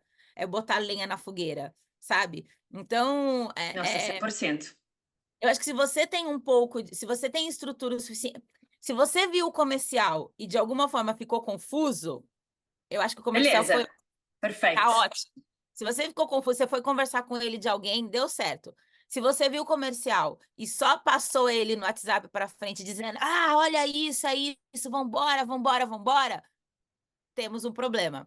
E e ele foi feito para ele foi feito para ser mandado pelo WhatsApp e vambora, vambora, vambora, e não vamos pensar nisso, vamos só criar essa massa. Então, acho que esse é o perigo, entende? Tipo, essa para mim é a fogueira que ele põe, assim, a falta de se apropriar dessa falta de maturidade da consciência para poder. Não sei nem se é para vender tênis, tá? Eu acho que é só branding. Eu acho que porque se for só para vender tênis, eu até porque eu também não sou santa não, gente, eu sou publicitária. Vou pro inferno com certeza. Boa gente eu não sou, porque também a minha profissão é fazer os outros comprar coisa que não precisa. Mas pior do que comprar, se fosse só para vender tênis, se no final aparecesse um tênis e se no final aparecesse o claim, né, se aparecesse Just Eat e tipo um tênisinho do tipo vai lá e compra um tênis, menos mal, porque aí ninguém mentiu para ninguém que a gente está vendendo tênis. A coisa do ser durante a Olimpíada, a coisa do branding, a coisa do posicionamento de brand, a coisa do awareness, a coisa de fazer você acreditar naquilo como uma filosofia de vida, é aí que eu acho que a galera que está acima das nuvens se supera. E essa conversa nem chega aqui embaixo, sabe? Nossa, foi um fenômeno cultural, muito mais que um comercial. Foi e está sendo e vai ser. Esse é o E perigo. acho, o É a perigo diferença é uma entre, realidade. a diferença entre a publicidade e o branding. É, Né? Que a publicidade ela é safada, tô aqui dizendo para você, eu quero mesmo é vender um tênis para você, e tipo, agora o brand não, ele te vende um posicionamento, ele te vende uma filosofia de vida. 100%. Ele te vende as lentes para você ler a realidade de uma certa forma. E para mim, quando fizemos a primeira pequena conversa sobre isso, colocamos, não é? Isso é como ter colocado na mesa algo super forte, super poderoso, sem as ferramentas para navegar essa verdade. É uma verdade muito forte, É dar um muito carro para uma forte. criança. É dar um carro para uma criança que adora jogar videogame. Tipo, E que beleza. está doente e que está já alterado. Porque não é Não, uma criança que adora está jogar dormindo, não. videogame, passa noites e noites jogando virtualmente, jogando com aquele óculos de realidade virtual. Aí chega alguém e fala assim: olha, tem aqui um carro com motor poderoso para você testar na rua, vai lá. É isso. E acho que, não sei se é o último ponto, mas seguramente um ponto que eu quero tocar, do que você acaba de falar e colocar na mesa para nós, é aquele desse estudo, não é? Que quanto mais você sabe, mais ficas perdido e sem ter, porque eu acho que ali Já viu isso? um, há Não dá um, pra... há uma É ganho? armadilha também muito grande, Ah, porque, por exemplo, vários estudos já demonstraram que a frequência, ou sim, a frequência, a vibra, não sei como se fala isso em português, mas a corrente elétrica mais intensa que o corpo consegue suster é o estado, não é de amor, é o estado de integridade ou coerência. hum, Isso é o estado emocional com a vibração mais alta e mais intensa que o nosso corpo pode suster, que se legal. traduz, muito legal, por várias razões, entre as quais, quando colocamos esta data, esse dato, no contexto do poder, porque a coisa mais poderosa que uma pessoa pode ter é a integridade, essa coerência entre os valores que tem e como atua. Então, quanto você mais tem verdade simples, você é e atua de forma muito alinhada com isso, você tem aquela coisa que é integridade, é coerente, é magnético. É quando você me fala, essa é uma verdade, e há uma distinção para mim entre isso é a verdade e as pessoas, os líderes que nem estão tão interessados com se isso é a verdade para todo mundo. Mas essa é a minha verdade, eu alinho, busco e procuro e encontro essa coerência de uma forma tão precisa que tudo que eu faço é magnético. Eu acho que a maioria das esquerdas do mundo, entre muitas aspas, porque também, dependendo das nações, isso muda, ou do ativismo, do movimento conscientes, estamos perdidos em uma armadilha de qual é a verdade. Quando ao final do dia, qual é a tua verdade? Não é por um tema, eu não estou dizendo que todas as pessoas então têm que estar brigando entre nós, é a minha verdade, é a tua verdade, porque isso é o que está acontecendo, não é? Mas é parar um pouco, sair um pouco do jogo de quanto você tem que conhecer de algo para sentir que algo importa e, como estamos falando que importa, estamos falando de emoções. Nessas emoções há a raiva e a dor, se algo te importa. E como canalizas essas emoções para o que é importante. Em vez que é isso que é a verdade, virar para é isso que é importante fazer e, está faltando nesse comercial, deste jeito, porque se eu faço de outro jeito, se eu faço com o caminhão, não estou construindo, não estou Não, cuidando do que importa.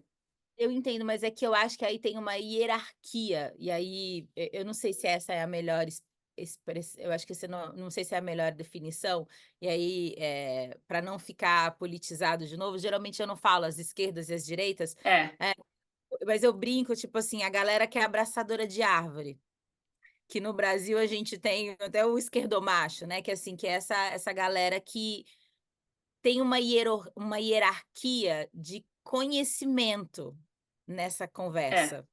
Entre essa galera que acha que sabe qual é a verdade. E eu não estou dizendo que a galera do outro lado, né, a galera das direitas, os conservadores, não estou dizendo que é muito complicado, assim, mas eu acho que essa galera, de uma certa forma, eles escolhem o caminho mais simples.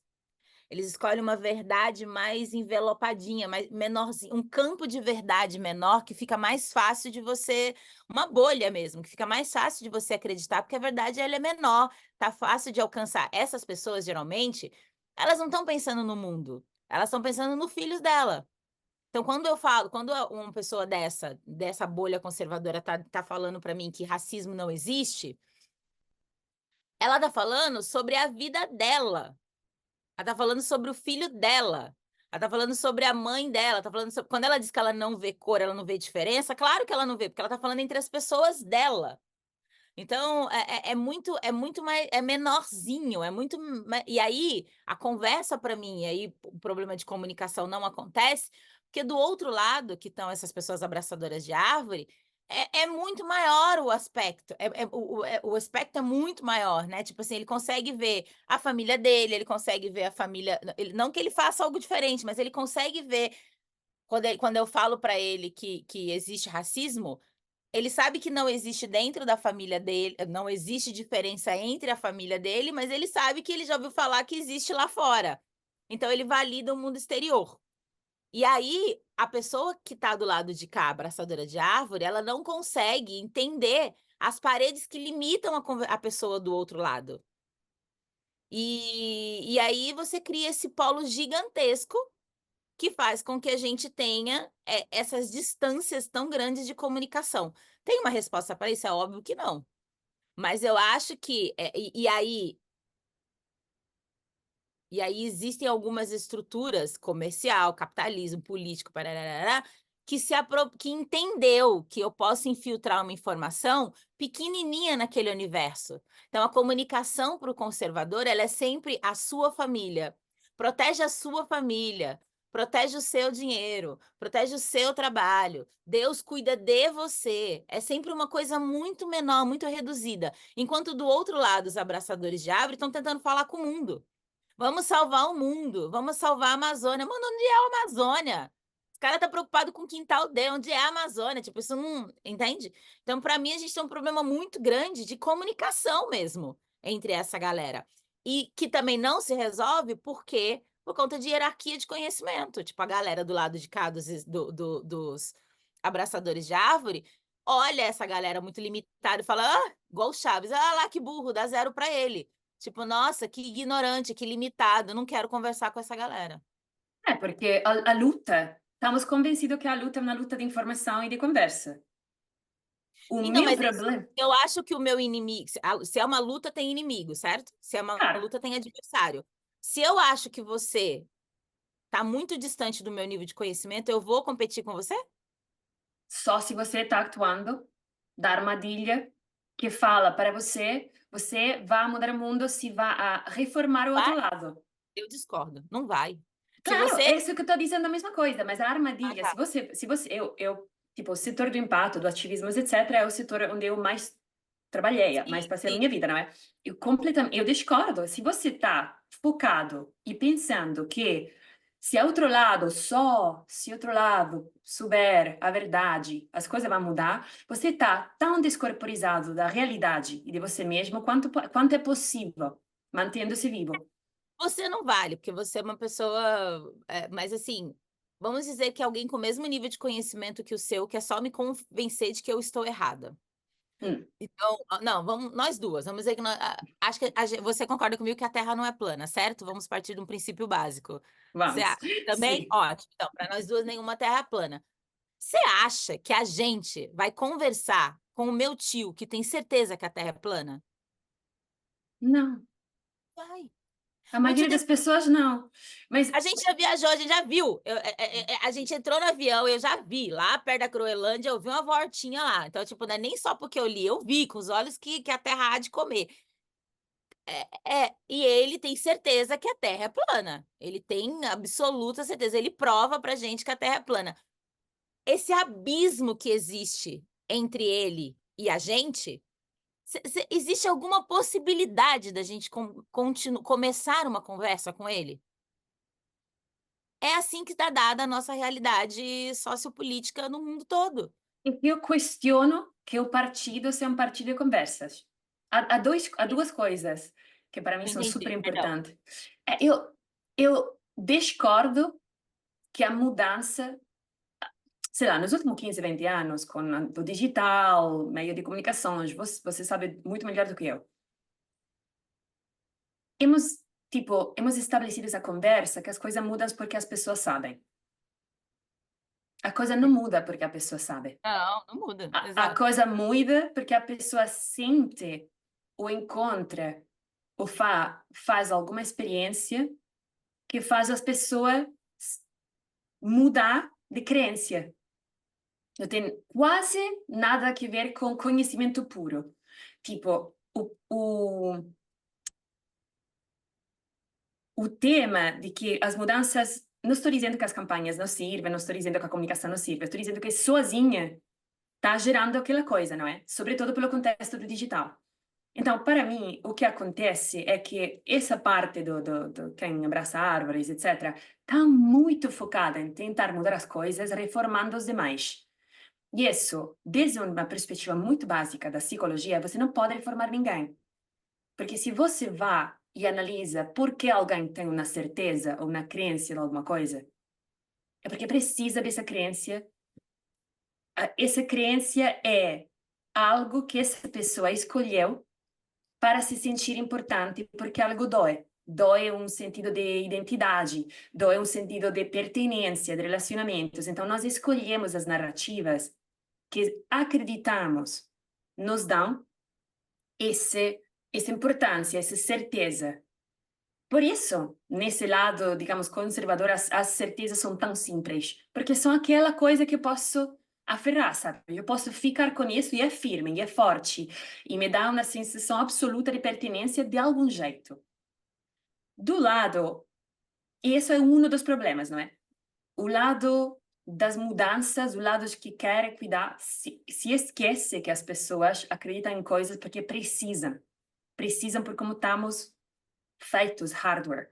Eu não estou justificando, estou dizendo que esse tipo de arquitetura não muda por mais informação e, sobretudo, se eu vou até alguém e digo, tá tudo errado o que você acredita, isso é o melhor.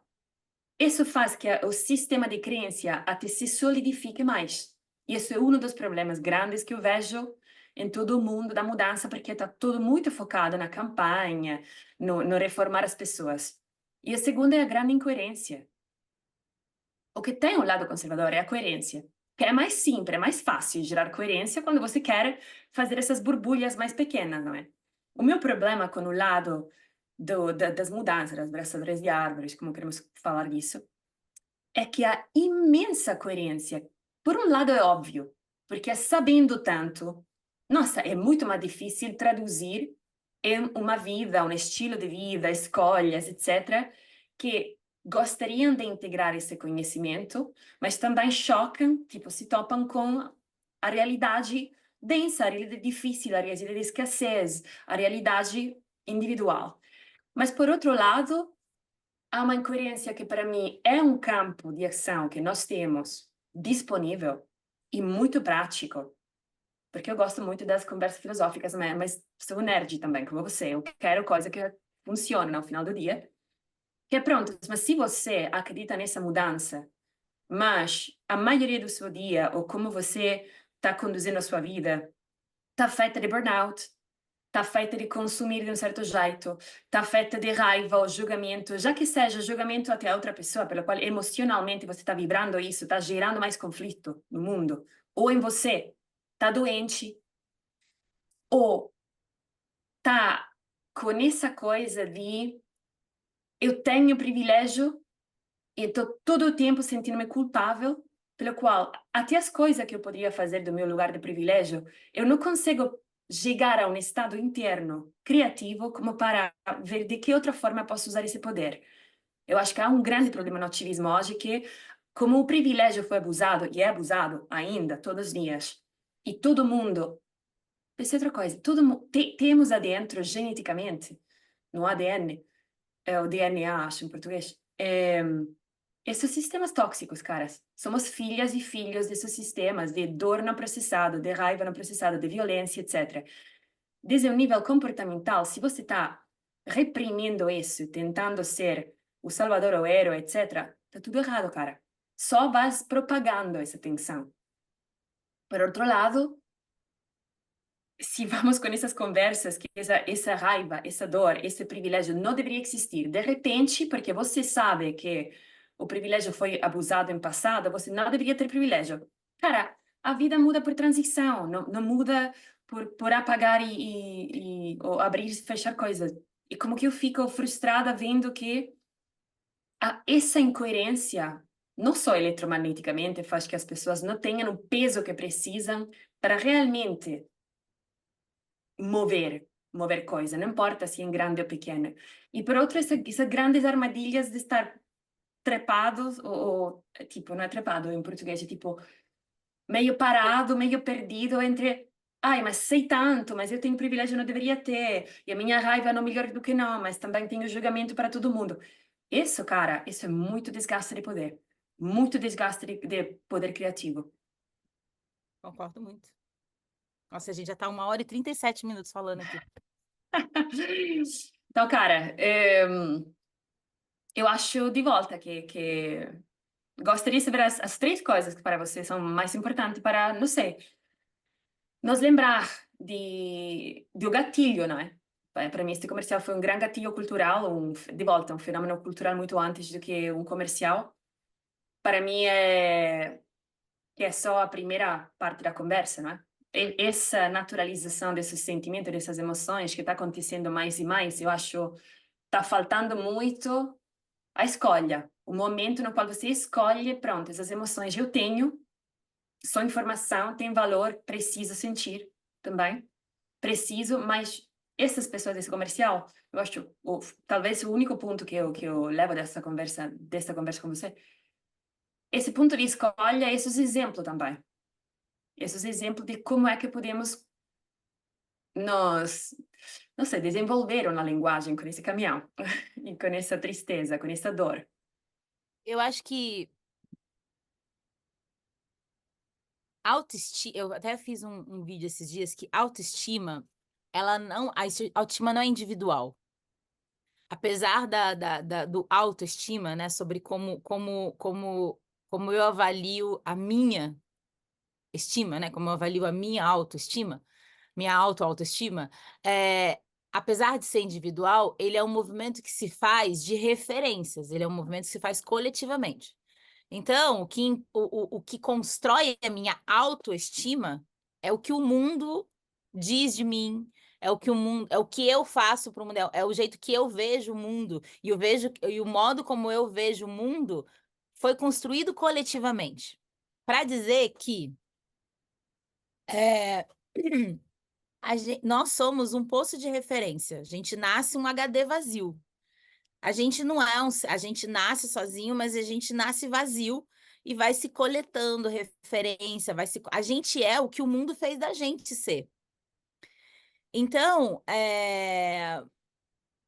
sem esse entendimento que o que você acha do filme foi construído antes em você, a gente não avança. E isso é que me preocupa, que você não está mostrando o filme para um bebê que não viu nada. Você não está mostrando um bebê, né? Você não tá mostrando. De alguma forma, isso te impacta de um jeito que foi previamente arquitetado para você sentir. É.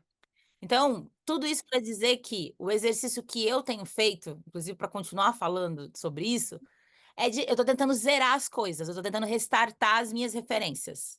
É um experimento quase antropológico, individual, que eu estou me desfazendo do que estava automaticamente fazendo com que eu tomasse opinião sobre as coisas.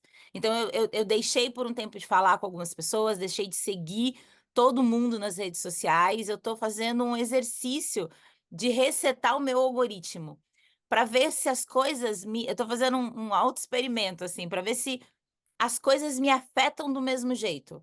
Por quê? Se eu fico o dia inteiro consumindo aquele tipo de informação daquele tipo de gente, o quanto que aquilo interfere sobre as minhas atitudes, sobre as minhas decisões.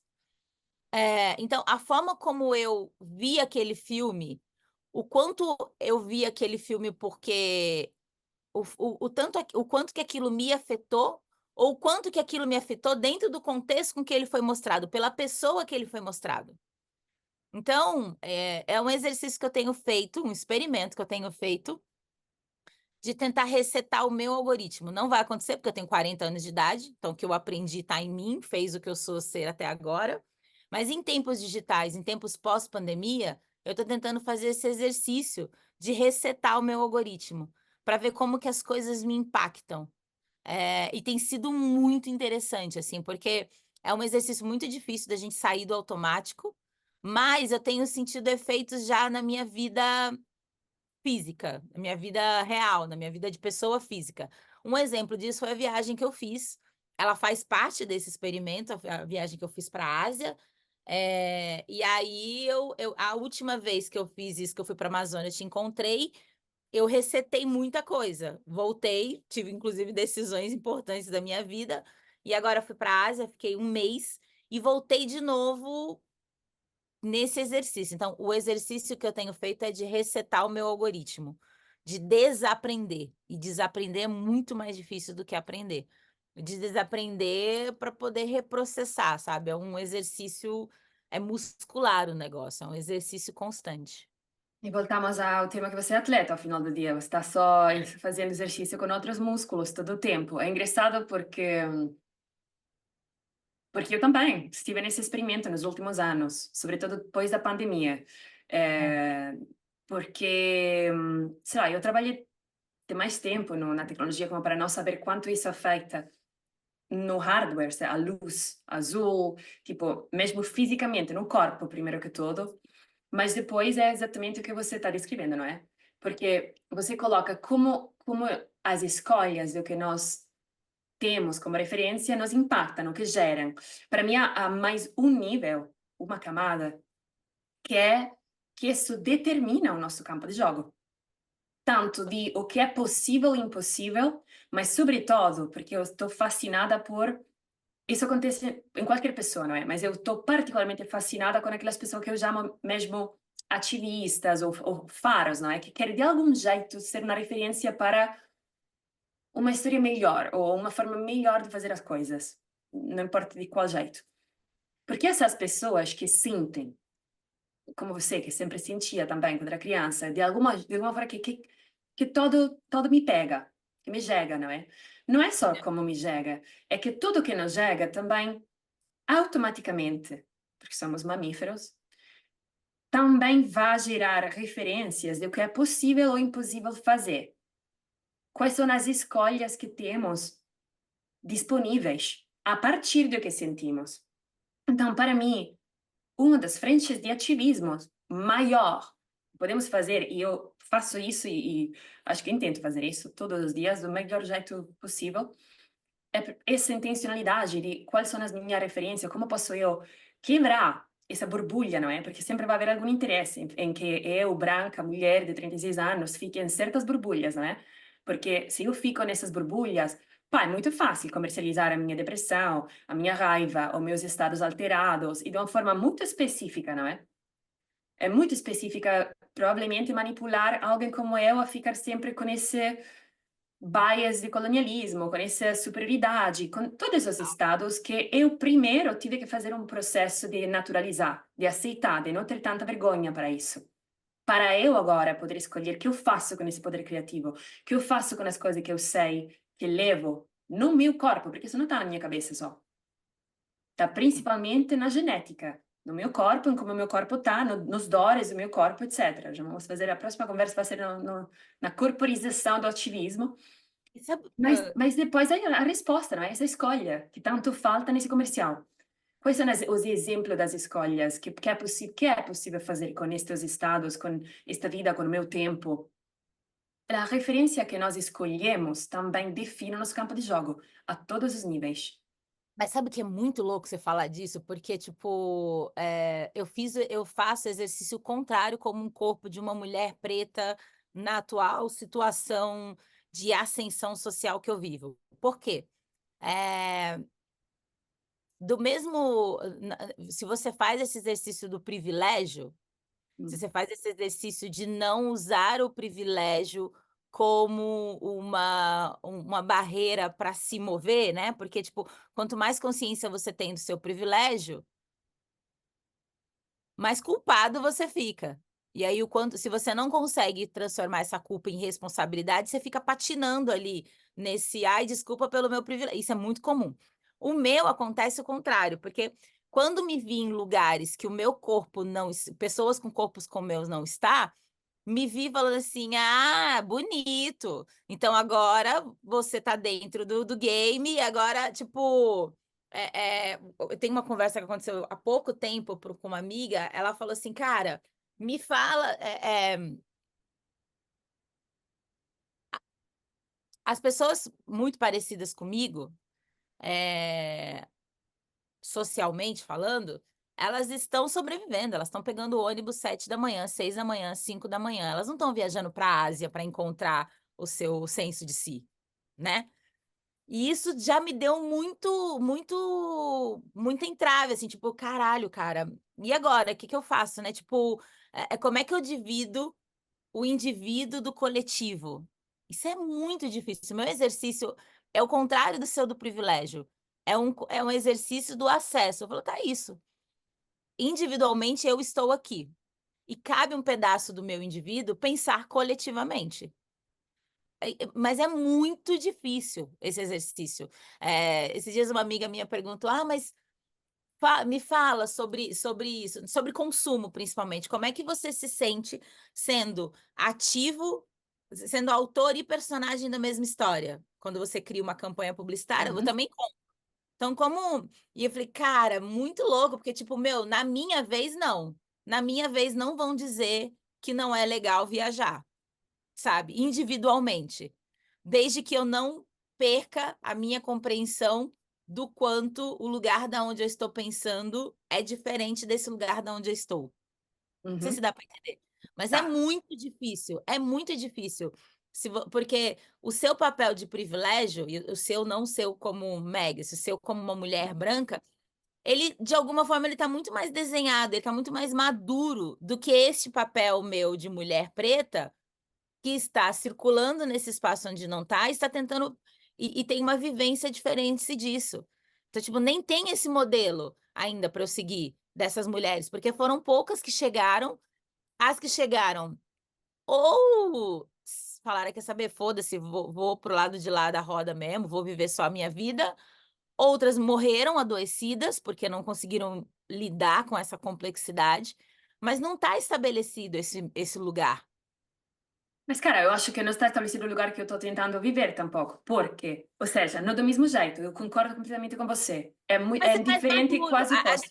É é mais porque a gente maduro, é mais tenha mais estabelecido. tempo gente branca com privilégio, do que gente preta pensando do outro lado da ponte, né. Não 100%, acha que a 100%.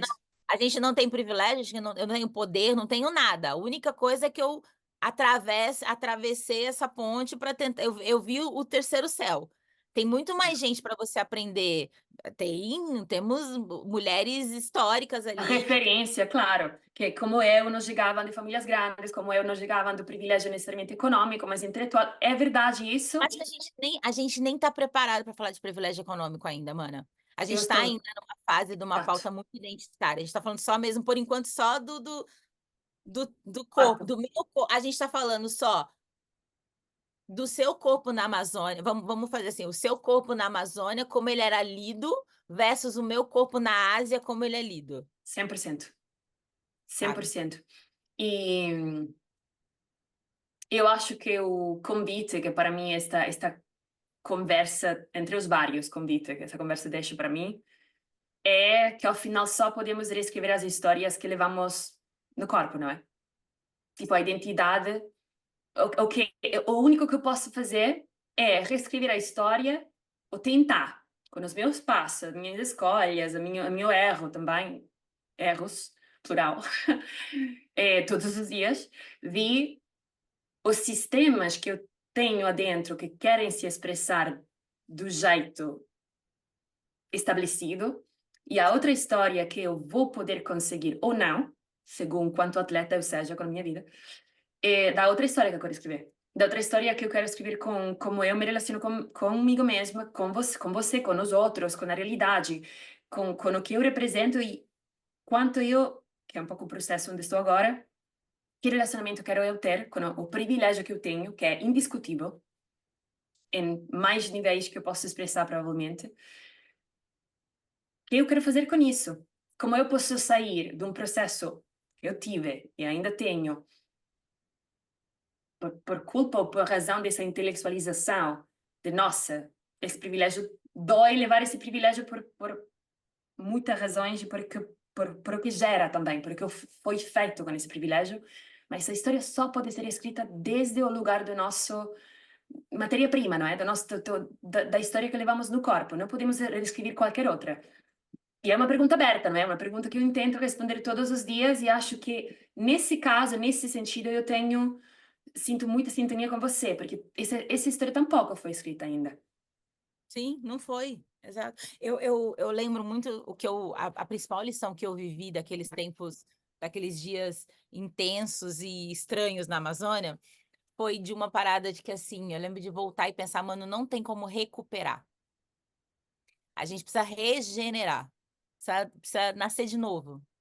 E eu acho que o único jeito da gente fazer isso é restartar.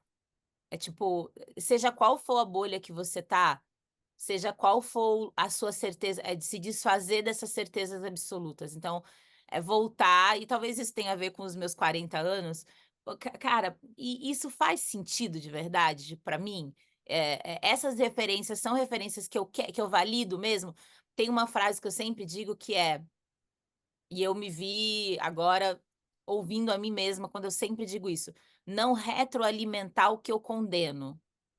Então, assim, o quanto que de tudo isso, de fato, ainda faz sentido para as minhas convicções. Eh, É que é esse o que exercício. propaga?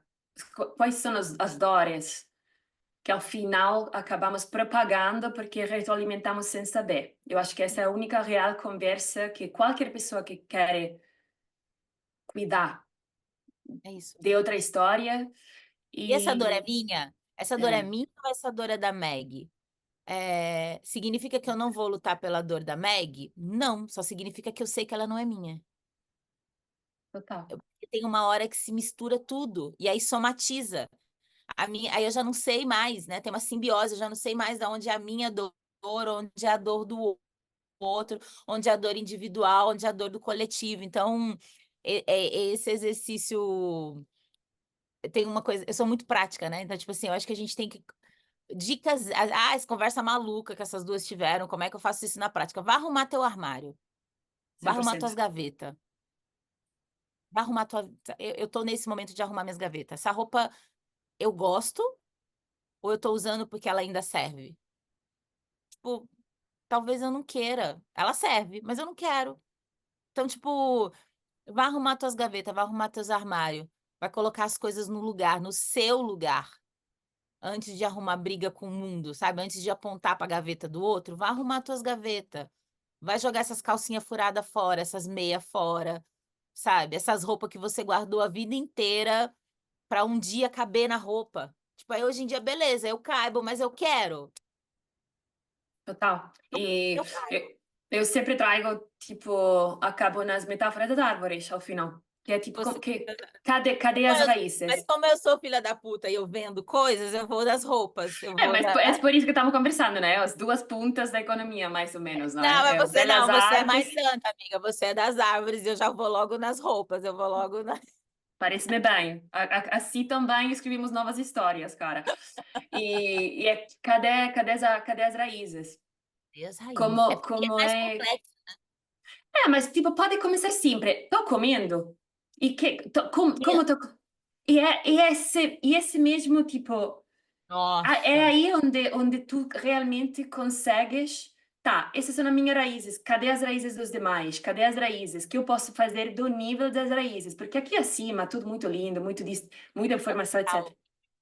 Tô Que, bebendo água e suficiente? como bebo água? Estou presente Bom, quando e da bebo onde água? bebo água? E da onde bebo água? Que água? Nossa, Nossa, total, total. total.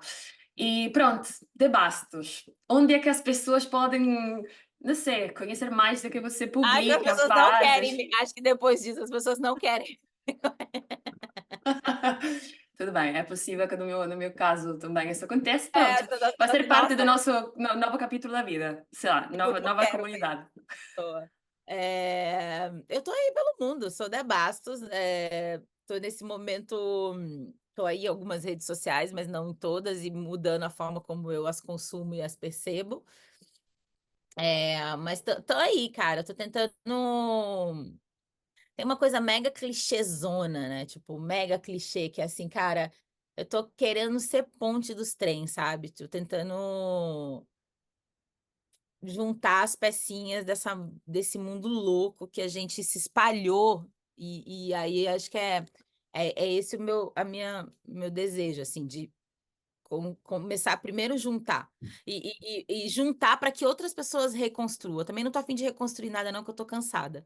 Mas eu posso juntar as pecinhas para que outra pessoa reconstrua. Então, acho que esse é meu cargo atual é juntadora de pecinhas. Juntadora de. Acho que é porque eu sou mãe de uma criança de 6 anos que deixa Lego espalhado pela casa inteira. Acho que essa é a minha atual profissão, juntadora de peça. Aí depois ele que construa o que ele quiser, mas. Adorei, adorei. Pronto, juntador de peça, prazer imenso. Primeira de várias conversas, eu espero. É, obrigada. Eu é que agradeço, sabe que eu sou fã absoluta de você, tipo, você me ensina muito. Adorei o nosso papo. Agora vamos falar fora do gravado para a gente fazer fofoca, porque não se vive Vamos, só de não vamos. se vive, vamos falar de aleatoriedades e fofocas inúteis, porque não se vive só de pensamentos complexos. Por favor, também isso era isso. Aí nos encontramos na nossa humanidade, assim, de Não é? fofoca e imperfeição e problemas de meias com buracos todos os dias. Vamos lá. Meias com buracos e roupas que não se Tal qual. deixam. Beijo. Ah, eu adorei.